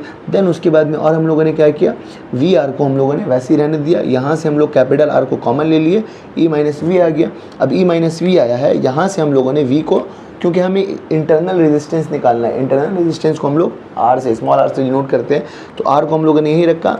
अब हम लोगों ने जो V यहाँ पर लिया था, इस V को हम लोगों ने यहाँ ट्रांसफ़र कर दिया। ट्रांसफ़र किए तो हम लोग का ये जो V था इसके साथ में, इससे ये V कट गया, तो यहाँ पे क्या बच जाएगा आपका 1 बच जाएगा, ठीक है। और यहाँ पे आपका क्या हो जाएगा, ई बाई वी हो जाएगा। तो इस तरह से हम लोगों ने इंटरनल रेजिस्टेंस निकाल लिया, जिसका फॉर्मूला हो गया आपका R small r equals to capital R E by V minus 1 हो गया। इसको एक और तरीके से अगर हम लोग लिखेंगे तो हम लोग का क्या हो जाएगा आपका R E minus V by I. कैसा हुआ इसे समझ सकते हैं आप, जैसे कि आपका R बाई वी है, R बाई वी है, तो इस तरह से हम लोगों ने क्या किया, ये सेम फार्मूला ही है, कोई दिक्कत है नहीं। इससे इसको इंटू किए, देन उसके बाद में वी बाई आर की जगह में हम लोगों ने आई को पुट किया। देन हम लोग का क्या आ गया आपका, ये आपका फार्मूला आ गया, नॉर्मल फार्मूला। इसके रिस्पेक्ट में दोनों एक ही फार्मूला है, कोई दिक्कत नहीं है। अब देखिए अगर शॉर्ट सर्किट होगा, एक बात और याद रखिएगा, एक बात और हमें क्या याद रखना है, कोई भी सेल में अगर आपका करंट फ्लो करेगा तो उसमें इंटरनल रेजिस्टेंस भी होता है और एक्सटर्नल रेजिस्टेंस भी होता है, दोनों ही होता है, ये बात याद रखिएगा।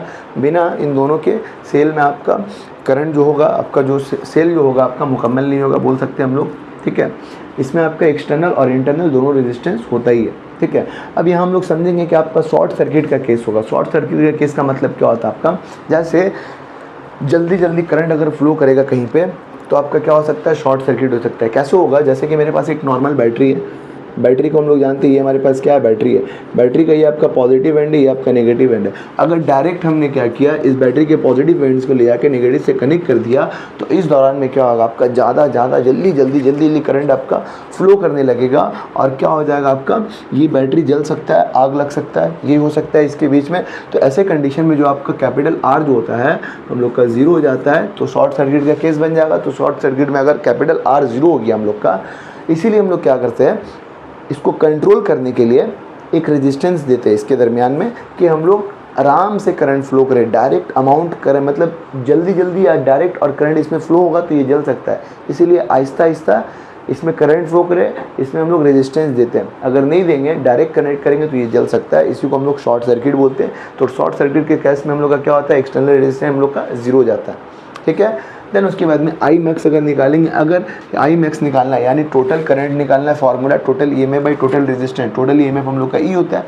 तो ई लिख दिए और आर हम लोग का 0 हो गया। देन यहाँ पे हम लोगों ने क्या किया, स्मॉल आर हम लोग का बचा हुआ है, तो आई मैक्स हम लोग का ई बाई आर आ जाएगा। समझ में आ गया हम लोग का, ये हम लोग का शॉर्ट सर्किट का केस था, जिसको हम लोग अंडरलाइन कर लेंगे। समझ में आ गया। अब देखिए आपका 2 कॉम्बिनेशन लिखा है, ये दोनों कॉम्बिनेशन को अभी हम लोग डिटेल में पढ़ेंगे। ये आपका क्या है, हम लोग का जो रेजिस्टेंस पढ़ेंगे कॉम्बिनेशन का, series combination and parallel combination resistance के बारे में पढ़ेंगे। तो वहाँ पर पढ़ेंगे ये आपका सेल का कॉम्बिनेशन है, जिस तरह से R equivalent R1 plus R2 होगा, उसी तरह से हम लोग का EMF भी हो जाएगा। E मतलब सेल के कंडीशन में निकालेंगे तो E equals to E1 plus E2 हो जाएगा। उसी तरह से हम लोग ये क्या कर सकते हैं, आपका E1 बाई E इक्विवेलेंट हो जाएगा पैरेलल में हम लोग का, तो क्या हो जाएगा हम लोग का 1 by E1 plus 1 by E2। जब इसको निकालेंगे तो हम लोग का इस तरह से आता है, कोई दिक्कत नहीं है। समझ रहे मेरी बात को, क्या होता है हम लोग का। तो ये आपका सीरीज और पैरेलल का कॉम्बिनेशन का जस्ट कंसेप्ट है, इसको समझ के रखिए। और ये फार्मूला है, ठीक है। अब आइए हम लोग आगे प्रोसीड करते हैं, जब कॉम्बिनेशन पढ़ेंगे तो और क्लियर हमको समझ में आएगा। नोट डाउन करना तो जल्दी से कर लीजिए। अब हम लोग क्या करने वाले हैं, आपका कॉम्बिनेशन ऑफ सेल के बारे में समझने वाले। इससे पहले हम आपको इक्वेशन जो बता के गए थे आपका सेल का series combination and parallel combination का, वो यही था E equals to E1 plus E2 था। एंड आपका पैरेलल कॉम्बिनेशन में क्या था, E equivalent E1 R2 plus E2 R1 divided में R1 प्लस R2 था। ये हम लोग का इक्वेशन था। पर ये इक्वेशन आया कैसे, इसी चीज़ को हम लोग अभी समझने वाले हैं। आइए थोड़ा सा डिटेल में इसको समझने की कोशिश करते हैं। तो सबसे पहले हम लोग समझेंगे आपका how many type of combination. आपको कैपेसिटेंस में हम पढ़ाए थे कि कितना टाइप का कॉम्बिनेशन होता है। दो टाइप का कॉम्बिनेशन होता है, एक हम लोग का सीरीज कॉम्बिनेशन होता है, एक हम लोग का पैरेलल कॉम्बिनेशन होता है। सीरीज कॉम्बिनेशन का मतलब क्या होता है, मतलब एक पर्सन दूसरे पर्सन का हाथ पकड़ के रहता है। किस तरह से, इस तरह से देखिएगा, हम लोग जानते हैं इस बात को समझते हैं। हम लोग का एक पर्सन जो रहेगा दूसरे पर्सन का हाथ इस तरह से थामे हुए रहेगा। तो ये हम लोग का, अगर इस तरह से कोई खड़ा है कि हम लोग किसी को अंदर आने नहीं देंगे, इस तरह से हम लोग मजबूती से पकड़ के रखे हैं, तो ये कॉम्बिनेशन हम लोग का क्या कहलाएगा, आपका सीरीज कॉम्बिनेशन। पर कोई पर्सन हम लोग का क्या रहेगा, लाइन में खड़ा रहेगा, यानी पहले हम लेंगे, फिर आप लीजिएगा, फिर कोई और लेगा। मतलब मान लीजिए कुछ फ्री में मिल रहा, लाइन लगा हुआ है, तो समझ रहे हैं, एक के पीछे दूसरा, दूसरे के पीछे तीसरा। तो ऐसा कॉम्बिनेशन क्या कहलाता है, आपका पैरेलल कॉम्बिनेशन।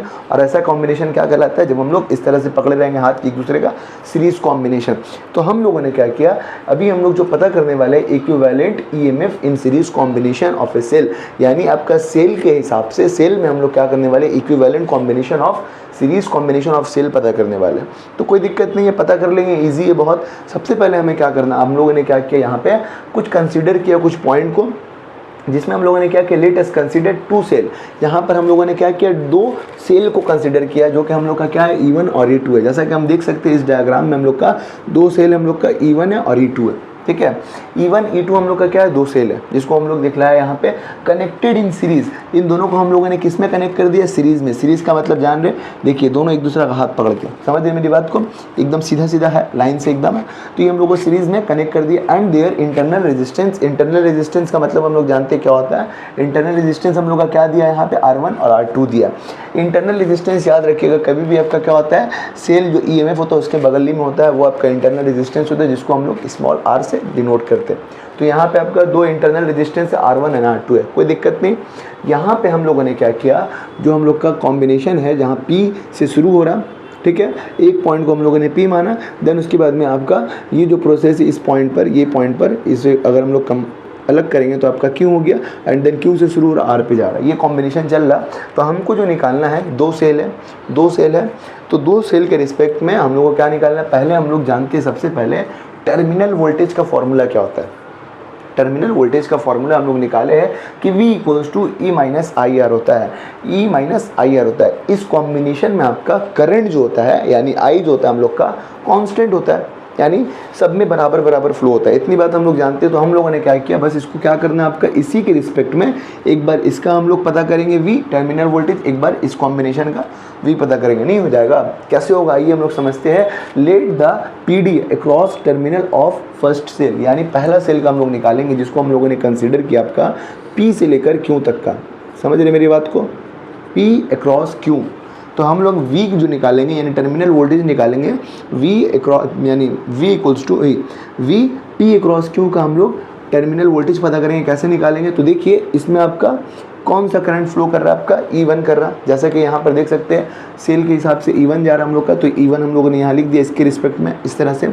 अब इसमें इंटरनल रेजिस्टेंस क्या होगा, I R1, तो I हम लोग का I हो गया, R1 का R1 लिख दिया। तो ये हम लोग का PD जो हम लोग का यहाँ पे टर्मिनल वोल्टेज इस क्रॉस में कितना आ गया हम लोग का, V PQ equals to E1 minus I R1, कोई दिक्कत नहीं हो गया। उसी तरह से हम लोग क्या करेंगे, सेकेंड अगर यहाँ से बात करेंगे तो हम लोग का क्या होगा, वही आपका Q से शुरू होगा और R पर ख़त्म होगा ना।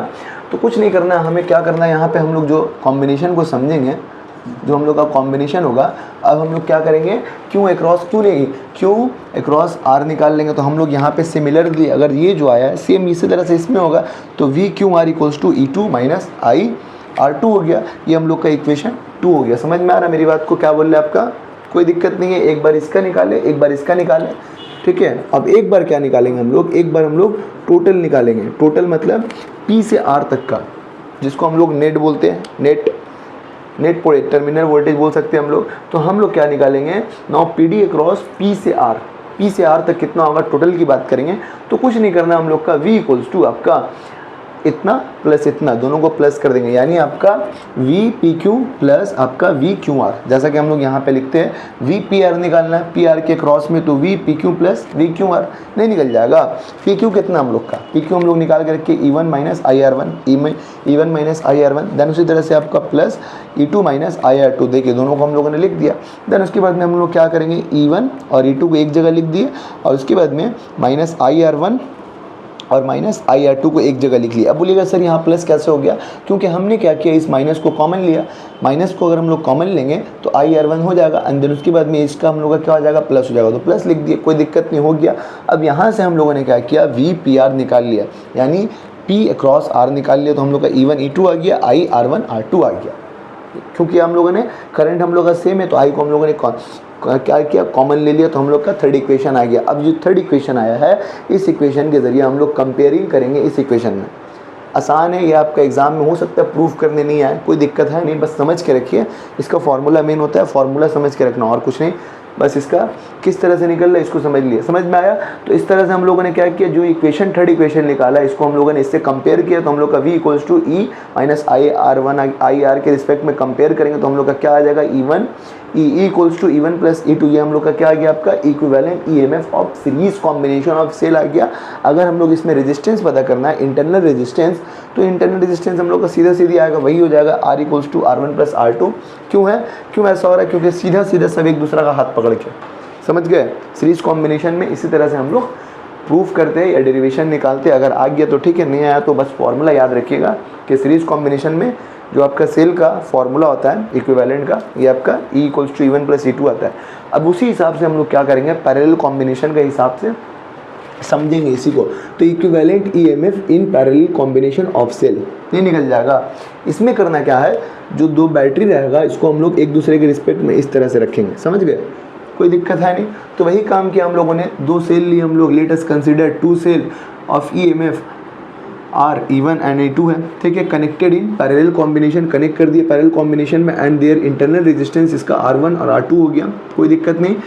उसके बाद में हम लोगों ने क्या किया, इसके बाद में हम लोग यहाँ पर भी वही काम करेंगे, जो टर्मिनल वोल्टेज है जो हम लोग का है उसी को हम लोग पहले निकालेंगे। पहले हम लोग क्या निकालेंगे, पहला के रिस्पेक्ट में सबसे पहले ये बात रख देखिए, यहाँ से आपका आई करंट फ्लो कर रहा, ठीक है, आई करंट फ्लो कर रहा पर इस पॉइंट पर जा रहा है तो वो I1 हो जा रहा है, क्योंकि R1 से गुजरने के बाद में आपका I1 हो जा रहा है यहाँ पे। उसी तरह से यहाँ पे आपका क्या हो जा रहा है, I2 हो जा रहा है करंट, ठीक है।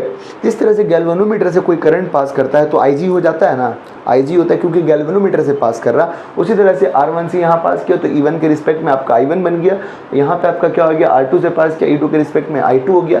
देन दोनों कंबाइन करेंगे तो हम लोग का I कितना के बराबर हो जाएगा, I equals to I1 plus I2 यहाँ पे इंटर करेगा, मतलब यहाँ से निकलेगा, समझ रहे मेरी बात को, क्योंकि दो रेजिस्टेंस जो होकर गुजर रहे हैं इंटरनल रेजिस्टेंस है।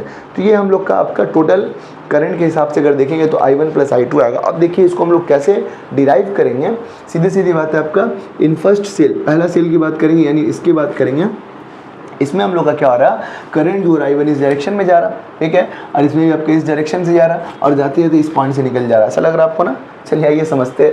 तो हम लोग जानते हैं पोटेंशियल, टर्मिनल पोटेंशियल जो होता है, वोल्टेज का फॉर्मूला क्या होता है, V equals to E1 I1 R1। क्योंकि यहाँ पर देखिएगा करंट हम लोग का कांस्टेंट नहीं रहता है, ये बात याद रखिएगा।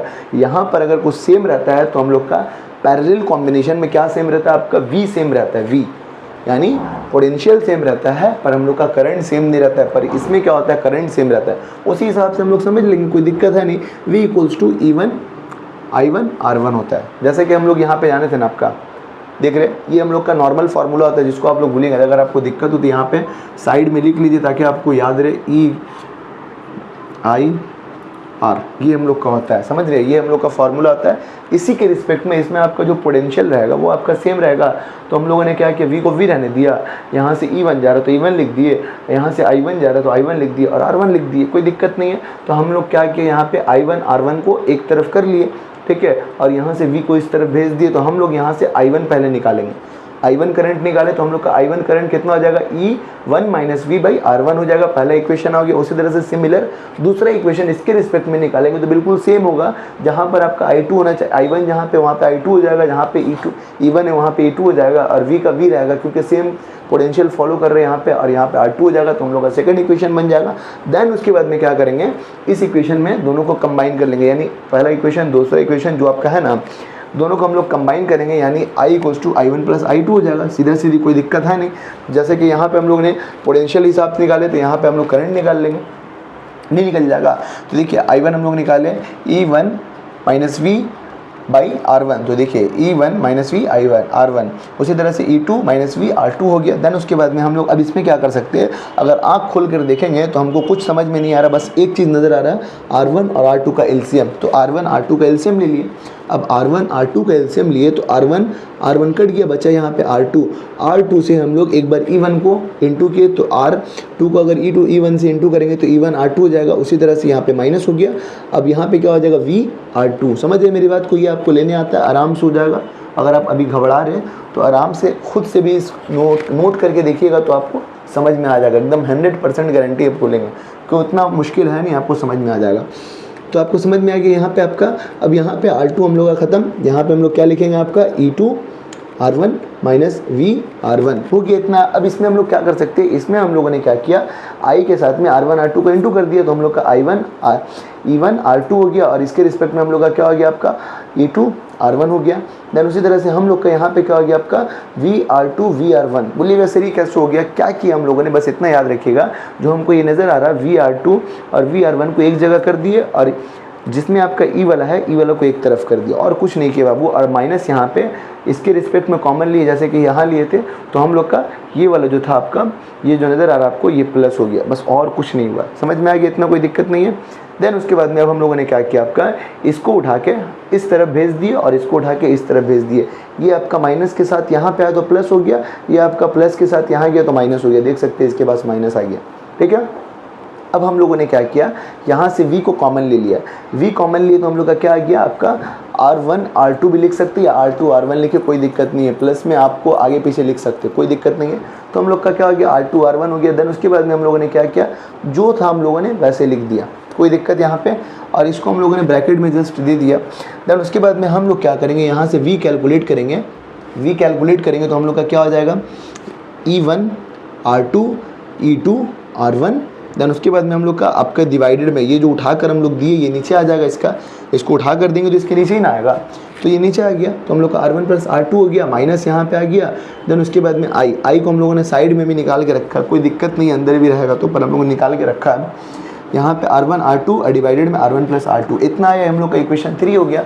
अब हम लोगों ने क्या किया, जो इक्वेशन 3 आया है हम लोगों ने इस फॉर्मूला में कंपेयर कर दिया, तो बस हम लोग का कैलकुलेट करके क्या आ गया, हम लोग का इक्विवेलेंट EMF आ गया हम लोग का किस कॉम्बिनेशन में, पैरेलल कॉम्बिनेशन में।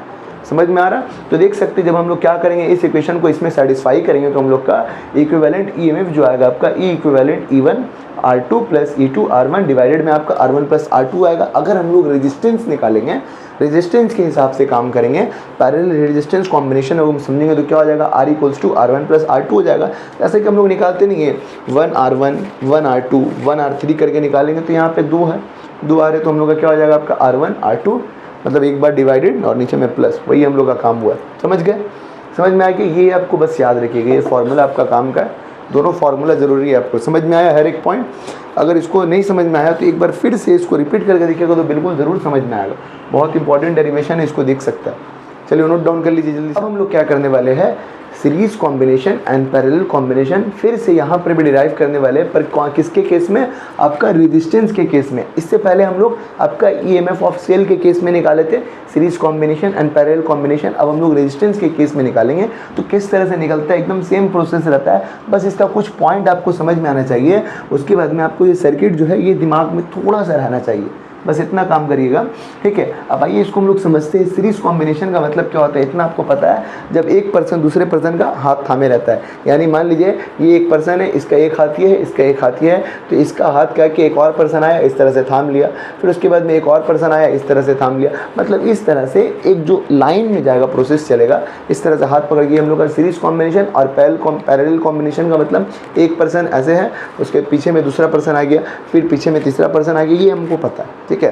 तो आइए हम लोग डायरेक्ट अब इसको समझने की कोशिश करते हैं। तो देखिए series combination and parallel combination में डिफरेंट क्या होता है ये भी समझ लीजिए। सीरीज कॉम्बिनेशन में हम लोग का जो करंट फ्लो होता है, जो करंट सर्किट से फ्लो होता है वो आपका कांस्टेंट रहता है, यानी हर जगह पे एकदम सेम करंट जो रहेगा आपका डिवाइड होगा, समझ रहे हैं, सेम करंट हर जगह पे डिवाइड होगा। पर इसमें क्या होगा, आपका डिफरेंट करंट, अगर इस सर्किट में जा रहा तो आपका I1 जाएगा, इस सर्किट में जा रहा तो I2 जाएगा, इसमें जा रहा तो आपका I3 जा रहा। इसमें आपका क्या होता है, जो पोटेंशियल होता है जिसको V बोलते हैं, इसमें हम लोग का V डिफरेंट होता है। यहाँ पे आपका V1 होगा, यहाँ पे आपका V2 होगा, यहाँ पे आपका V3 होगा। पर आपका पैरेलल में आपका V जो रहेगा, यानी पोटेंशियल डिफरेंस आपका सेम रहेगा पूरे सर्किट में, समझ गए। बस इतना ही फर्क समझ के रखिएगा, आपका काम हो जाएगा। जैसा कि यहाँ पर आपका बोल रहा सीरीज कॉम्बिनेशन ऑफ रेजिस्टेंस में, when resistance are connected end to end, जब हम लोगों ने क्या किया, रेजिस्टेंस को कनेक्ट कर दिया एंड टू एंड में, such that current in each same, यानी इसमें जो करंट फ्लो कर रहा, जब हम लोगों ने रेजिस्टेंस को एंड टू एंड कनेक्ट करिए, यानी इसके एंड से दूसरे एंड को, दूसरे एंड के तीसरे एंड को इस तरह से कनेक्ट किया, तो इसमें जो आपका करंट जो हो रहा है सेम फ्लो कर रहा है, सब में आपका सेम करंट फ्लो कर रहा है। ऐसे कॉम्बिनेशन को हम लोग सीरीज कॉम्बिनेशन बोलते हैं। इसमें कितना आपको, हम बोलेंगे आपको कितना रेजिस्टेंस है, तो आप बोलिएगा 3 है, ये R1 R2 R3। तो उस तरह से हम लोगों ने क्या किया, थोड़ा सा डिफाइन कर दिया, R1 R2 R3 with 3 resistance are connected in series across A and B। A and B के कनेक्ट, मान लीजिए यहाँ पे आपका A होगा, ठीक है, A एंड B से 3 रेजिस्टेंस को कनेक्ट किया गया एंड टू एंड में, the current flowing through I, इसमें कितना करंट फ्लो कर रहा है आपका I कर रहा है, एंड द पोटेंशियल डिफरेंस आपका कितना आपका V कर रहा है। टर्मिनल ऑफ 3 रेजिस्टर, इस 3 रेजिस्टर में जो पोटेंशियल डिफरेंस आपका फ्लो कर रहा है वो आपका डिफरेंट है, V1 है, V2 है, V3 है। तो उसके रिस्पेक्ट में हम लोगों ने क्या किया, हम लोग जानते हैं V इक्वल्स टू IR होता है। V इक्वल्स टू क्या होता है, V इक्वल्स टू हम लोग का IR होता है, ठीक है। अब हम लोग का पोटेंशियल सब में जो आपका V है सब में अलग अलग है। V1 के लिए तो R1 हो जाएगा, अगर V2 के निकालेंगे तो IR2, क्योंकि करंट सेम है तो करंट हम लोग का चेंज नहीं होगा। तो हम लोगों ने क्या किया, इस तरह से तीनों का लिख दिया, अगर ज़्यादा होगा 4 होगा 5 होगा तो उस तरह से लिख लेंगे, कोई दिक्कत है नहीं। तो हम लोगों ने क्या किया, अब क्या करेंगे हम लोग, इस तरह से हम लोगों ने लिख लिया। अब हम लोग नेट पोटेंशियल निकालेंगे, अगर नेट, तो the PD between A and B कितना हो जाएगा हम लोग का, V equals to V1 plus V2 plus V3। V1 हम लोग का कितना IR1, V2 हम लोग का IR2 IR3, बस लिख दिए, कोई दिक्कत नहीं। करंट हम लोग का सेम है, इसमें करंट को हम लोग निकाल लिए, तो I हम लोग का निकल गया, R1 R2 R3 बचा, और यहाँ पे R इक्विवेलेंट बचा, समझ रहे हैं। तो I से I कट गया, बचा हम लोग का क्या, यहाँ पे जो S नज़र आ रहा ना, R सफिक्स में S, ये हम लोग का सीरीज कॉम्बिनेशन को बता रहा। R जो छोटा सा S नज़र आ रहा ये हम लोग का सीरीज कॉम्बिनेशन को बता रहा। तो सीरीज कॉम्बिनेशन का फॉर्मूला क्या आ गया, R सफिक्स में X is equals to R1 plus R2 plus R3, बस इतना याद रखिएगा। अगर सीरीज कॉम्बिनेशन का बात करेगा रेजिस्टेंस में, तो R equals to R1 plus R2 plus R3 plus R4 plus जितना भी रेजिस्टेंस होगा लिख सकते हैं सीरीज़ के बाद में, समझ में आ गया। अब देखिए हम लोग पैरेलल की बात करेंगे, तो पैरेलल में क्या होता है हम आपको बता चुके हैं, पोटेंशियल हम लोग का सेम रहेगा, जो हम लोग का पोटेंशियल है सेम है, पर करंट डिफरेंट है, करंट डिफरेंट है। तो हम लोग क्या करेंगे, बस यहाँ से आपका जो पॉइंट लिखा समझिएगा, when end of resistance are connected, जो एंड होता है रेजिस्टेंस का, उसको हम लोगों ने क्या किया, कनेक्टेड किया across common terminal this combination के हिसाब से। यानी हम लोगों ने क्या किया, एंड जो आपका रेजिस्टेंस होता है उसको हम लोगों ने एंड को, उसके पॉइंट को, आखिरी पॉइंट को हम लोगों ने कनेक्ट कर दिया पोटेंशियल डिफरेंस के हिसाब से। तो हम लोग का ये कॉम्बिनेशन क्या हो जाएगा, पैरेलल कॉम्बिनेशन क्या रहेगा। इसमें भी हम लोग क्या करेंगे, आपका हम लोग जानते हैं क्या होता है, फॉर्मूला हम लोग का एकदम same, V equals to IR होता है या नहीं होता है। इसमें हम लोग का क्या, हम लोग का डिफरेंट है, I हम लोग का डिफरेंट है। अगर हम लोग I डिफरेंट है तो I निकालेंगे तो हम लोग का क्या हो जाएगा, V बाई R होगा, R होगा। अगर हम लोग का I1 हुआ तो ये हम लोग का R1 होगा, समझ रहे मेरी बात को। यहाँ पे हम लोग का V सेम है तो V हम लोग का कुछ चेंज नहीं होगा। अगर हम लोग I2 निकालेंगे तो V R2, अगर I3 निकालेंगे V R3 निकल सकता है हम लोग का। तो हम लोग यही काम यहाँ पे करने वाले हैं। हम लोग जानते हैं ओम्स लॉ के हिसाब से V इक्वल्स टू IR होता है। तो एक के लिए हम लोग का कितना यहाँ पे 3 है, तो 3 के लिए 3 बार निकाल लेंगे। I equals to V by R होता है फॉर्मूला, अगर हम लोग निकालेंगे I का, तो I equals to V by R, P जो लिखा हम लोग का पैरेलल को बता रहा RP, ठीक है। V by R1, V by R2, V by R3, then उसके हिसाब से V हम लोग का सेम है तो V हम लोग का हट जाएगा, बचेगा क्या हम लोग का 1 बाई R, P का मतलब parallel, equals to 1/r1 plus 1/r2 plus 1/r3, इस तरह से हम लोगों ने क्या किया, आपका पैरेलल कॉम्बिनेशन का फॉर्मूला भी डिराइव कर लिया। समझ में आ गया? बस ये फॉर्मूला आपके लिए मेन है, ये फॉर्मूला आपको याद होना चाहिए, और ये जो सर्किट हम लोग का है ये सर्किट समझ में आना चाहिए, और जो आपको डिफरेंस बताया वो आपको समझ में आना चाहिए, किस में आपका करंट सेम रहेगा, किस में हम लोग का पोटेंशियल सेम रहेगा। बाकी बात खत्म, कोई दिक्कत नहीं है। समझ में आ गया? जल्दी से नोट डाउन करिए। तो अब हम लोग समझने वाले हैं कि अगर हमारे पास n नंबर ऑफ या m नंबर ऑफ सेल्स है जो कि आपका सीरीज़ और पैरेलल में आपका कनेक्ट है, तो उस कंडीशन में हमारा टोटल करंट का क्या एक्सप्रेशन आएगा, और उसका कुछ स्पेशल केस होगा, तो उसके स्पेशल केस को हम लोग समझेंगे। तो देखिए, पहला जो हम लोग का एक्सप्रेशन लिखा है, आपका expression for n series combination of identical cells, यानी यहाँ पर हमारा क्या है, n number of identical cells है जो कि हम लोग का किस में कनेक्ट है, आपको हम ऑलरेडी बता चुके हैं, एकदम सीधा सीधा एक दूसरे का हाथ पकड़ के, तो मतलब सीरीज़ में।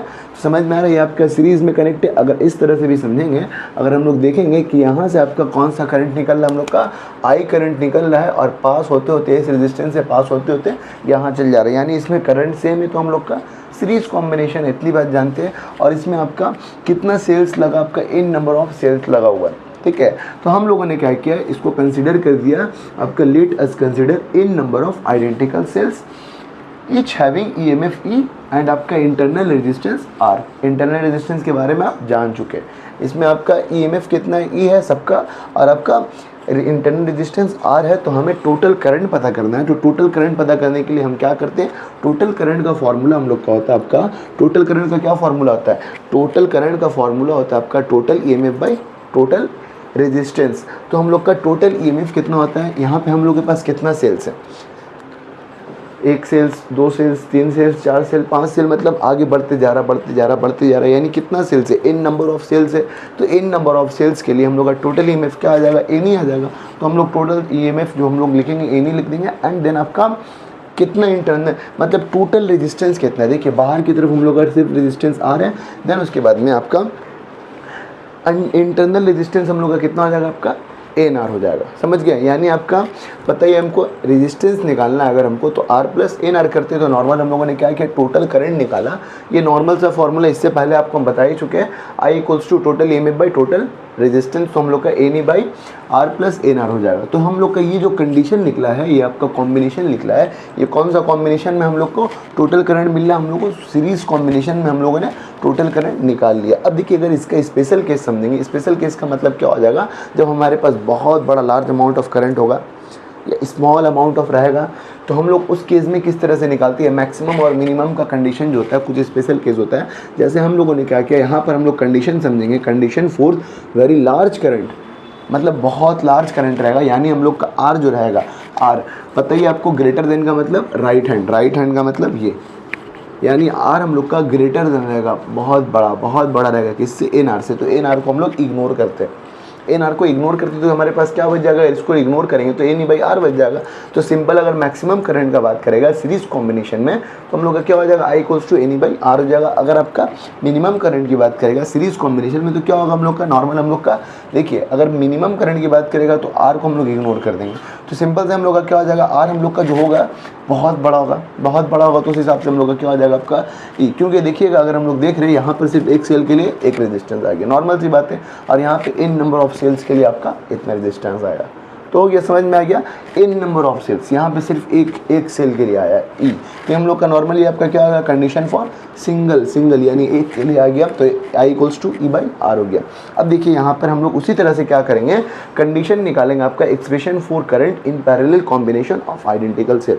यानी अब हम लोग क्या करने वाले, पैरेलल कॉम्बिनेशन में m number of identical cells का हिसाब से हम लोग क्या करेंगे, आपका टोटल करंट निकालेंगे। देन उसके बाद में हम लोग क्या करेंगे, आपका उसका कुछ स्पेशल केस होगा सेम, तो देख लेंगे। तो देखिए, हम लोग क्या कर रहे हैं, हम लोगों ने क्या किया, यहाँ पे आपको पता ही है, आपको हम बता के गए थे कि सीरीज कॉम्बिनेशन का मतलब हो गया इस तरह से हाथ पकड़ के रखना, मतलब एक दूसरे का हाथ थामे रखना, ये जानते हैं हम लोग। और इसमें क्या होता है, एक पर्सन के पीछे दूसरा पर्सन लाइन में खड़ा है, तो देखिए इसके पीछे ई, इसके पीछे ई, तो खड़ा है। तो इस तरह से आपका कितना नंबर ऑफ सेल्स इसमें लगा है, जैसे कि इसमें n नंबर ऑफ सेल्स था, यहाँ पे रॉ के हिसाब से जा रहा, तो आपका कितना है, m रॉ तक आपका सेल्स लगा है। समझिए मेरी बात को। तो इतना सेल हम लोग का यहाँ से लगा है, तो हम लोग का ई है, E1 है, E2 है, E3 है, ये बात समझिएगा। सीरीज़ कॉम्बिनेशन का बात करें तो हम लोग का डायरेक्ट NR हो जाएगा, इंटू हो जाएगा, कोई दिक्कत है नहीं। पर पैरेलल कॉम्बिनेशन में अगर हम लोग पता करेंगे तो हम लोग का क्या हो जाएगा, हम लोग अगर पता करेंगे, अगर हम लोग इसके हिसाब से देखेंगे तो क्या हो जाएगा आपका, यहाँ पर अगर हम लोग समझेंगे, जैसे कि आपका देखिए यहाँ पर हम लोग का क्या है R/, अगर इसके हिसाब से निकालेंगे कितना सेल है यहाँ पे, 1 2 2 R/2 हो जाएगा। यहाँ पे अगर बात करेंगे R/3 हो जाएगा। अगर नीचे बात करेंगे तो R/4 हो जाएगा। ये बात जानते हैं हम लोग, होता है ना। यहाँ पे आपका बोल रहा है M नंबर ऑफ सेल्स है तो R/M, कोई दिक्कत, समझ रहे मेरी बात। सीरीज कॉम्बिनेशन है इस तरह से, सीरीज कॉम्बिनेशन हम लोग जानते भी, कोई दिक्कत है नहीं बताने की। तो समझ में आ रहा है किस तरह से R/M हो रहा है, क्योंकि हम लोग क्या करते हैं सीरीज कॉम्बिनेशन में 1/R करते, 1/R2 करते, 1/R3 करते।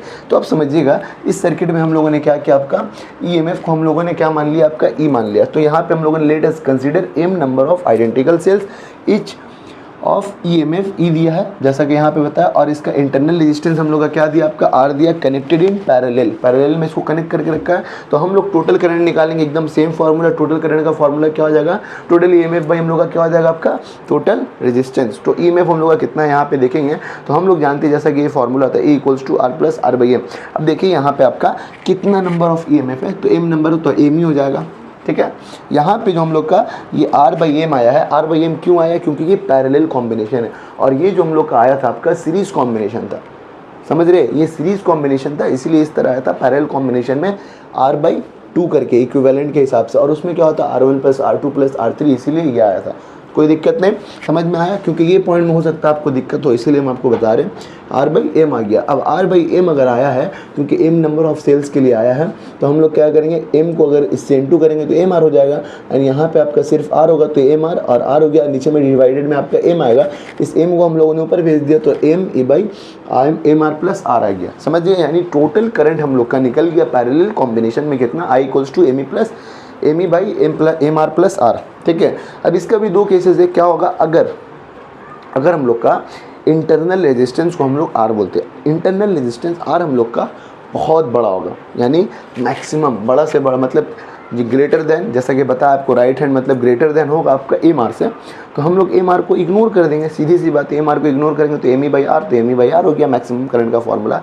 अब बोलिएगा मैक्सिमम करंट के हिसाब से, क्योंकि हम लोगों ने क्या है कि एक सेल्स का यहाँ पे हम लोग करंट नहीं पता है कि आपका M नंबर ऑफ सेल, मतलब समझ रहे कितना सेल है, यहाँ पे एक नहीं है, सिंगल नहीं है, यहाँ पे ME है, यानी M नंबर ऑफ सेल्स है, के हिसाब से। तो हम लोग का क्या हो गया, आपका हम लोगों ने निकाल लिया मैक्सिमम करंट का कंडीशन। उसी तरह से मिनिमम निकालेंगे तो हम लोग इसको इग्नोर कर देंगे, MR को तो इग्नोर कर दिए। यहाँ पे R जो हम लोग का है आपका ग्रेटर देन लेस देन है। अब देखिए इसको लिखने का अंदाज होता है, अगर इसको इस तरह से हम लोग लिखेंगे तब भी बात आपका हो जाएगा, आपका MR > R, बस इस तरह से भी लिख सकते हैं। यानी MR हम लोग का बड़ा है, MR हम लोग का ग्रेटर देन है किससे, आपका इस स्मॉल r से। तो हम लोग का तब भी क्या होगा, कंडीशन सेम होगा।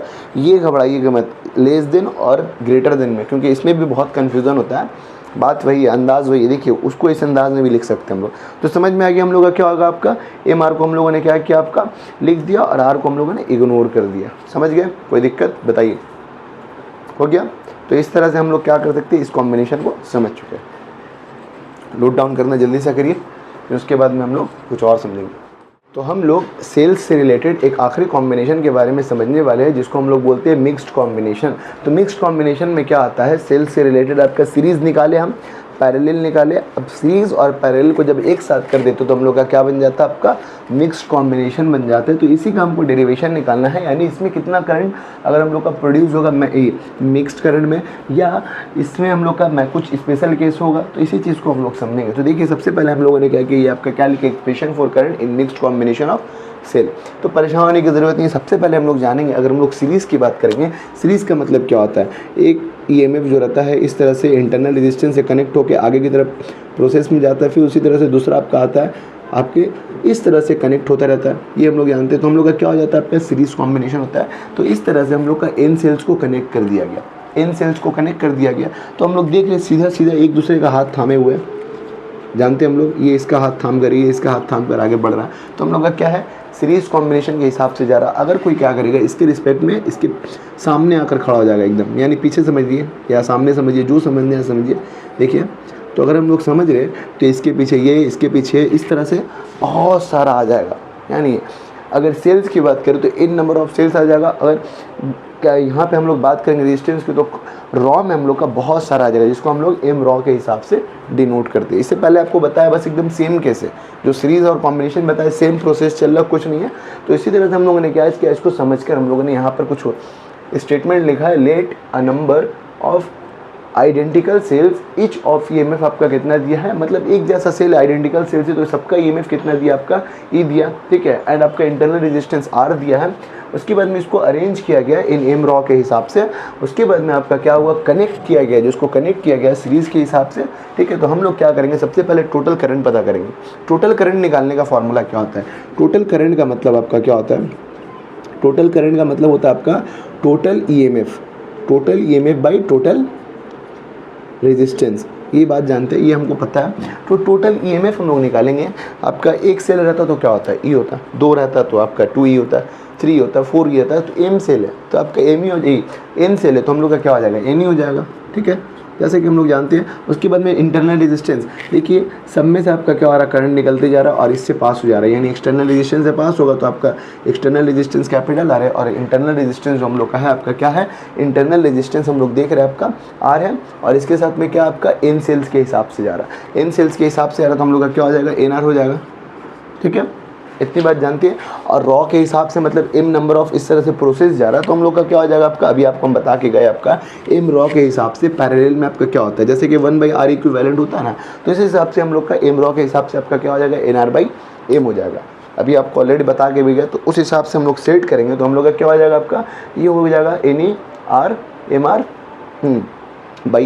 तो यहाँ से हम लोगों ने M को एलसीएम लिया तो MR इंटू हो जाएगा इसके साथ में, तो MR आ गया, और यहाँ पे NR सेफ हो जाएगा कट करके, और ये जो M रहेगा ऊपर चल जाएगा तो MNE आ जाएगा। इतना तो आता है मैथ का प्रोसेस में। तो हम लोग का आ गया करंट। अब इसके बाद में हम फॉर मैक्सिमम करंट होने के लिए क्या होता है, मैक्सिमम करंट होने के लिए जो डिनोमिनेटर है नीचे का आपका, ये दोनों को सेम होना चाहिए, सेम होना चाहिए। तो हम लोग देखिए किस तरह से एक प्रोसेस कर सकते हैं आगे, क्या होगा हम लोग का प्रोसेस में। अगर हम लोग क्या कर सकते हैं कि हम लोग का जो एम आर है, एन आर है, किसी भी तरीके से हम लोग इसको समझेंगे तो हम लोग का एम आर है और एन आर है, इसको हम लोग इस तरह से भी लिख सकते हैं, रूट चढ़ा देंगे, क्या चलेगा, नहीं चलेगा। अगर इसको हम लोग स्क्वायर चढ़ा देंगे तो हाँ चलेगा। अभी भी हम लोगों ने एम ई आर लिखा, एम आर को लिखने का तरीका होता है, ये रूट से ये कट जाएगा तो एम आर ही आएगा, तो लिखने का तरीका हुआ ना। उसी तरह से अगर एन आर को लिखना है तो हम लोग का क्या होगा, लिखने का एक तरीका होता है, प्रोसेस होता है। तो अगर इसके ऊपर रूट चढ़ा देंगे तो हम लोग का क्या हो जाएगा, कट के बाद एक ही हुआ। तो हम लोगों ने क्या किया, एम आर और एन आर जो था हम लोगों ने लिख दिया, नॉर्मल से हम लोगों ने कहा कि आपका N R plus M R लिख दिए।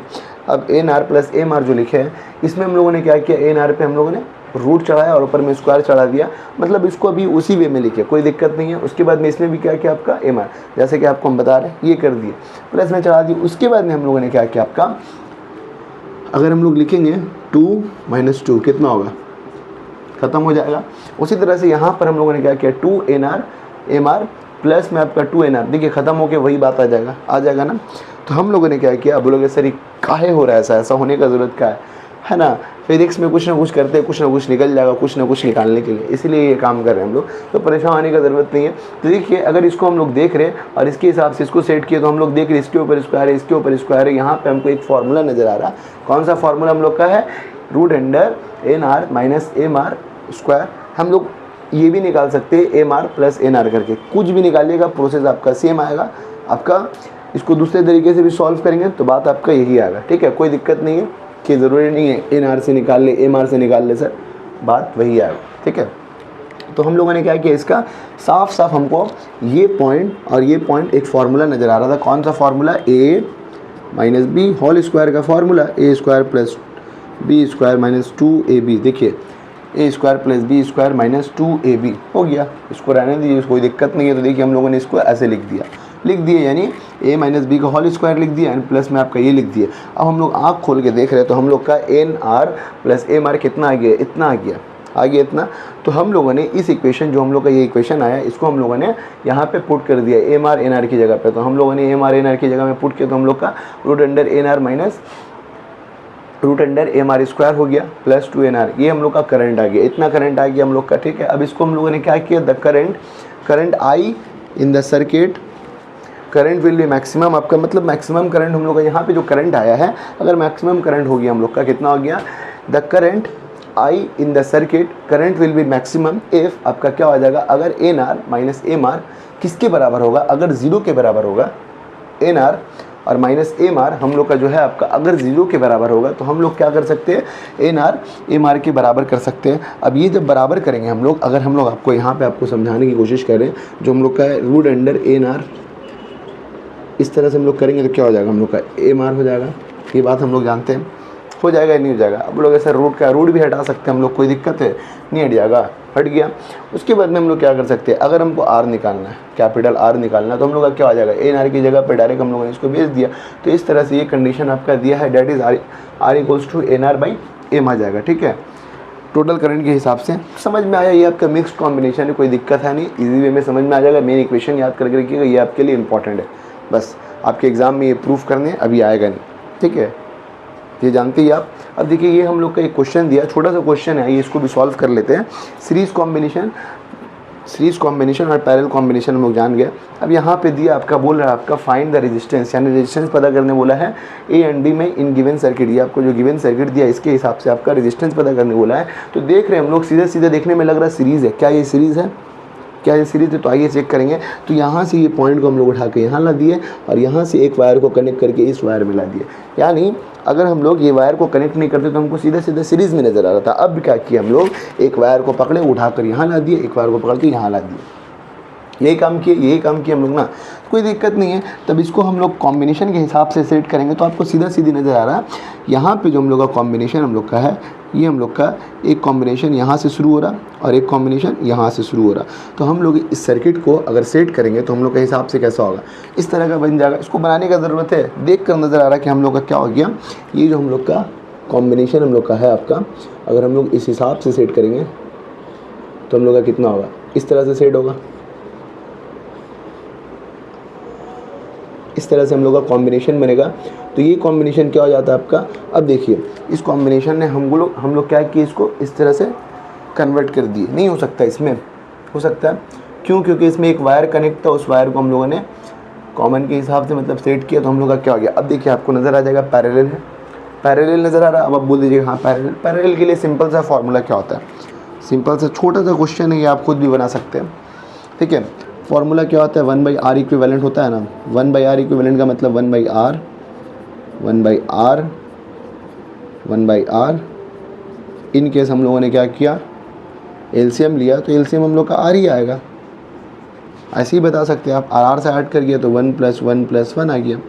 नॉर्मल सा क्वेश्चन था, हम लोग का क्या आ गया, 3r आ गया। अगर इसको हम लोग r इक्विवेलेंट निकालेंगे, क्योंकि हम लोगों ने क्या देखा, ये आपका r इक्विवेलेंट के हिसाब से r/3 आ गया हम लोग का नॉर्मल।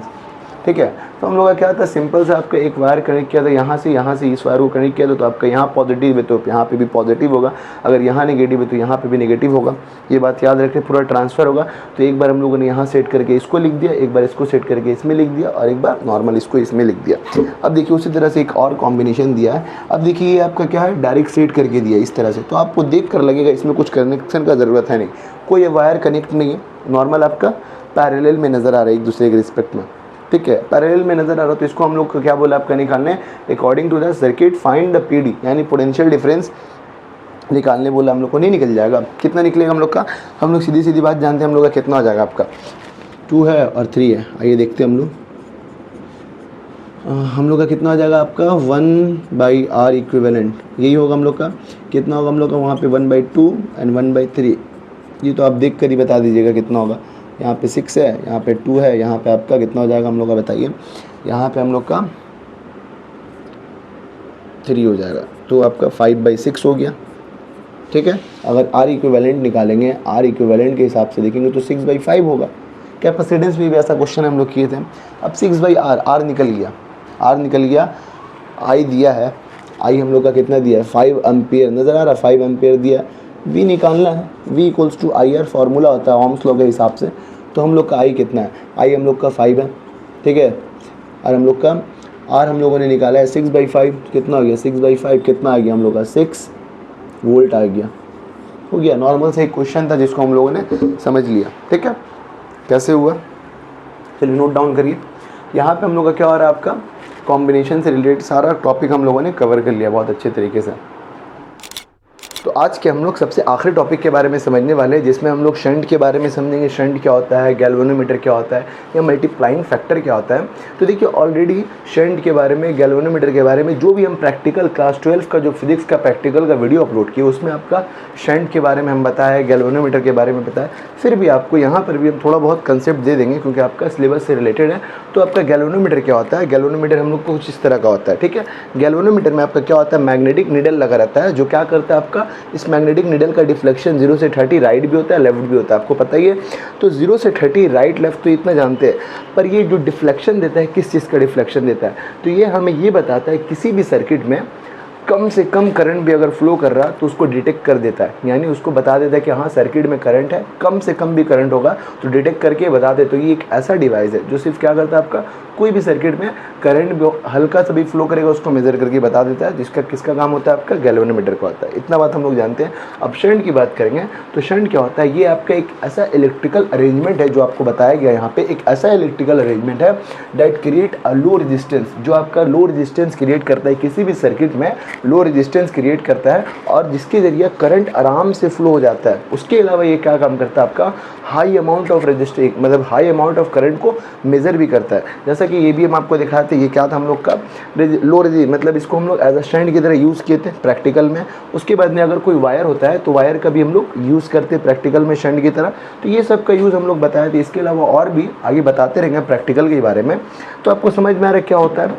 तो शंट के बारे में हम लोग क्या जान रहे हैं, आपका शंट एक ऐसा इलेक्ट्रिकल अरेंजमेंट है that create a low resistance, एकदम लो रेजिस्टेंस क्रिएट करता है, low resistance path in a circuit, यानी किसी भी सर्किट में लो रेजिस्टेंस पाथ क्रिएट करता है, जिसकी वजह से क्या होता है, आराम से करंट कोई भी सर्किट में फ्लो हो जाता है, ठीक है, and flow allow the current through it.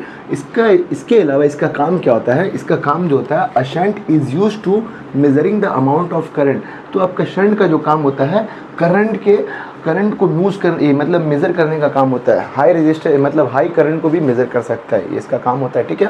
तो शंट के बारे में हम लोग समझ गए। अब देखिए अगर हम लोग शंट को किसी भी शंट को क्या करेंगे, आपका पैरेलल में कनेक्ट करते हैं, ज़्यादातर उसको हम लोग एमीटर के साथ में कनेक्ट करते हैं पैरेलल में, पर यहाँ पर हम लोग गैल्वेनोमीटर में साथ कनेक्ट करेंगे।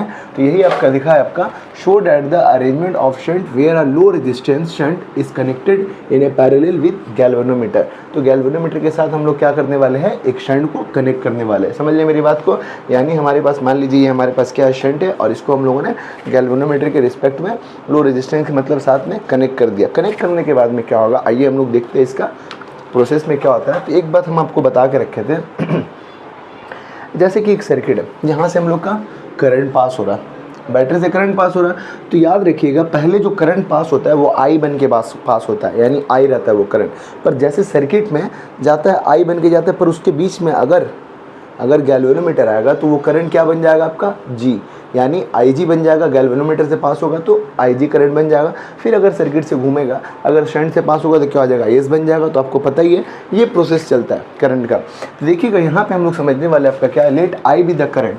आई हम लोग का क्या है, मेन करंट है जो आपका पास कर मतलब फ्लो कर रहा है सर्किट में। एंड आई जी जो आपको नजर आ रहा है सफिक्स में छोटा सा जी, तो आई जी बी द करंट, ये भी आपका क्या है करंट थ्रू द गैल्वेनोमीटर, यानी यही आई करंट अगर इससे पास होता है तो आई जी बन जाता है, यानी गैल्वेनोमीटर का करंट। एंड आई एस यानी यहाँ पर आपका करंट जो होगा इससे पास होगा शंट से, तो हम लोग का क्या बन जाएगा, आई सफिक्स में S B the current through the shunt, जो करंट आपका शंट से पास हो रहा है। समझ गए इतनी बात में। तो हम लोग अगर टोटल करंट निकालेंगे, टोटल करंट का फॉर्मूला क्या हो जाएगा, आई इक्वल मतलब टोटल करंट अगर हमको कैलकुलेट करना है तो I equals to I G plus I S, ठीक है। तो हम लोग का टोटल करंट ये हम लोग का आ गया। जस्ट इक्वेशन 1 हम लोगों ने मान लिया इसको। उसके बाद में हमें क्या करना है, now the equivalent resistance of the combination of galvanometer and the shunt, यानी हम लोगों ने इसको क्या किया, आपका सबसे पहले हम लोग इसमें क्या करेंगे, आपको इसमें हम लोगों ने पैरेलल में कनेक्ट किया, तो इसमें इक्विवेलेंट रेजिस्टेंस हम लोग का क्या हो जाएगा, आर हम लोग निकालेंगे। तो आर के लिए हम लोग जानते हैं क्या होता है आपका, तो देखिएगा यहाँ पर हम लोगों ने क्या किया, इक्विवेलेंट रेजिस्टेंस किसका, यानी 1/R1 1/R2 1/R3 तो होता है ना। तो यहाँ पे हम लोग का क्या है, यहाँ पे हम लोग को पता है 1/G, यहाँ पे 1/S, तो हम लोगों ने क्या किया, GS हो गया, अनुपर में आपका G + S हो गया।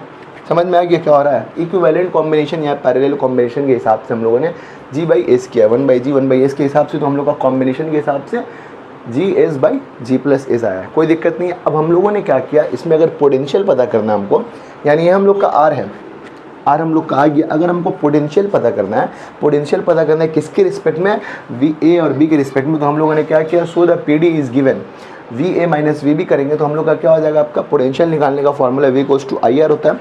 तो वी आई आर हो गया, आई हम लोग का करंट है एंड आपका आर ये जो हो गया अभी हम लोग निकाले इक्विवेलेंट के हिसाब से, तो हो गया।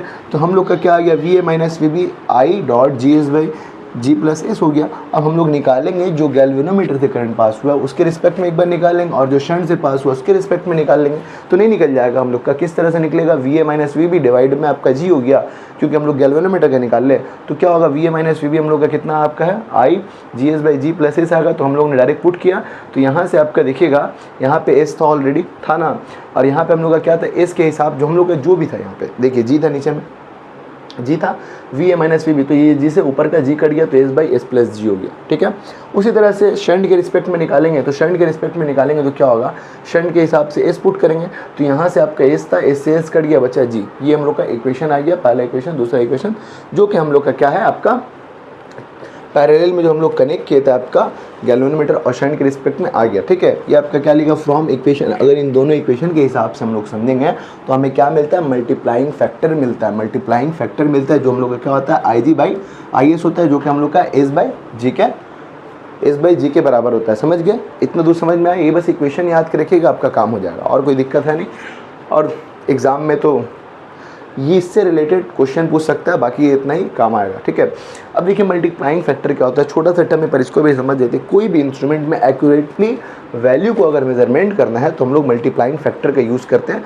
कोई भी स्केल मतलब एकदम एक्यूरेट वैल्यू मेजरमेंट करना है तो हम लोग इसी का यूज़ करते हैं। तो ये क्या होता है, the ratio of main current, ये क्या होता है, रेशियो होता है मेन करंट का, यानी मेन करंट का पासिंग थ्रू द गैल्वेनोमीटर, जो कि आपका क्या होता है, गैल्वेनोमीटर से पास करता है, इज़ नोन एज आपका मल्टीप्लाइंग फैक्टर। मतलब समझ में आया क्या बोल दिया, ये आपका रेशियो होता है मेन करंट का and the current passing through the galvanometer, और उस करंट का जो कि गैल्वेनोमीटर से पास करता है, तो main current divided by I जो गैल्वेनोमीटर से पास कर रहा है, तो ये रेशियो हम लोग का क्या बताता है, आई यानी मेन करंट, आई जी मतलब गैल्वेनोमीटर से जो पास किया, ये आपका रेशियो होता है, ये रेशियो हम लोग का मल्टीप्लाइंग फैक्टर कहलाता है, जिसको हम लोग एन से डिनोट करते हैं, जैसा कि यहाँ पे लिखा है डिनोटेड बाई स्मॉल एन, ठीक है। अब देखिए इसके रिस्पेक्ट में हम लोग क्या कर सकते हैं, इसको हम लोगों ने आई बाई आई जी लिखा है, तो हम लोग यहाँ पे और इसको इस तरह से भी लिख सकते हैं, एस बाई एस प्लस जी, ठीक है। आई बाई आई जी जो हम लोग करेगा, हम लोग इसको इस तरह से भी लिख सकते हैं, और इसको हम लोग इस तरह से कन्वर्ट करेंगे तो हम लोग इक्वेशन 2 के हिसाब से हम लोग 1/n के हिसाब से हम लोग इस तरह से लिख सकते हैं। आराम से देखिएगा, आपको समझ में आ जाएगा, कोई दिक्कत है नहीं। उसके बाद में हम लोगों ने क्या किया, आपका देन पूरा कैलकुलेट करने के बाद में ये जो आपका वैल्यू आया है, ये हम लोग का S equals to G by N minus 1 आया। सिंपल सा एक छोटा सा वैल्यू, इसको समझ के रखिएगा, हम लोग का क्या होता है मल्टीप्लाइंग फैक्टर में, और कोई दिक्कत है नहीं। तो पूरा आपको क्लियर हुआ कहाँ से कहाँ हो रहा है, कहाँ से कहाँ। अगर फिर भी आपको दिक्कत है एक बार रिपीट करके देखिएगा, कंफर्म एकदम समझ में आएगा, ठीक है। तो पूरा ये जो टॉपिक हम लोग का ख़त्म हुआ, ये आपका टॉपिक जो एकदम पूरा डिटेल में ख़त्म हुआ, ये हम लोग का क्या था, आपका जितना भी आपका कॉम्बिनेशन से रिलेटेड था, इलेक्ट्रोमोटिव फोर्स से रिलेटेड था, ये सारा टॉपिक हम लोग का बहुत बेहतरीन तरीके से कवर हो चुका। अब हम लोग जो टॉपिक करने वाले हैं, मतलब नेक्स्ट डे जो टॉपिक करेंगे हम लोग का किरचॉफ लॉ के बारे में करने वाले हैं, मतलब डिटेल में उसके बारे में थोड़ा सा जानेंगे, मतलब काम हो जाएगा, समझ गए, कुछ छोड़े नहीं है। ये सब चीज़ आपको थोड़ा बहुत समझ के रखना होगा, काम आएगा आपका, समझ रहे। तो देख रहे जिस तरह से हम लोग सारा सीरीज़ कंप्लीट करते जा रहे हैं, थोड़ा तो वक्त लगेगा, अच्छा चीज़ समझने में थोड़ा वक्त लगता है। तो जिस तरह से हम लोग इसको कंप्लीट किए, नेक्स्ट वीडियो जो आएगा उसमें हम लोग किरचॉफ लॉ को बहुत अच्छे तरीके से पूरा कंप्लीट करने वाले हैं। तो अगर आपको वीडियो पसंद आए तो चैनल को क्या करना है, लाइक करना है, सब्सक्राइब करना और शेयर करना, और ज़्यादा से ज़्यादा शेयर करते रहिएगा, ये बात याद रखिएगा, और कुछ नहीं करना, ठीक है। ताकि आपका जो दोस्त है, जिस तरह से जो भी दोस्त है आपका, उसका भी भला हो और आपका भी भला हो, ठीक है। आज और अच्छे से हम कोशिश करें आपको पढ़ाने की, और जिस टॉपिक पर आपको वीडियो चाहिएगा ज़रूर कमेंट्स में बोलिएगा, उस पर वीडियो लाने की कोशिश करेंगे। तो आज के लिए थैंक यू, मिलते हैं नेक्स्ट वीडियो में।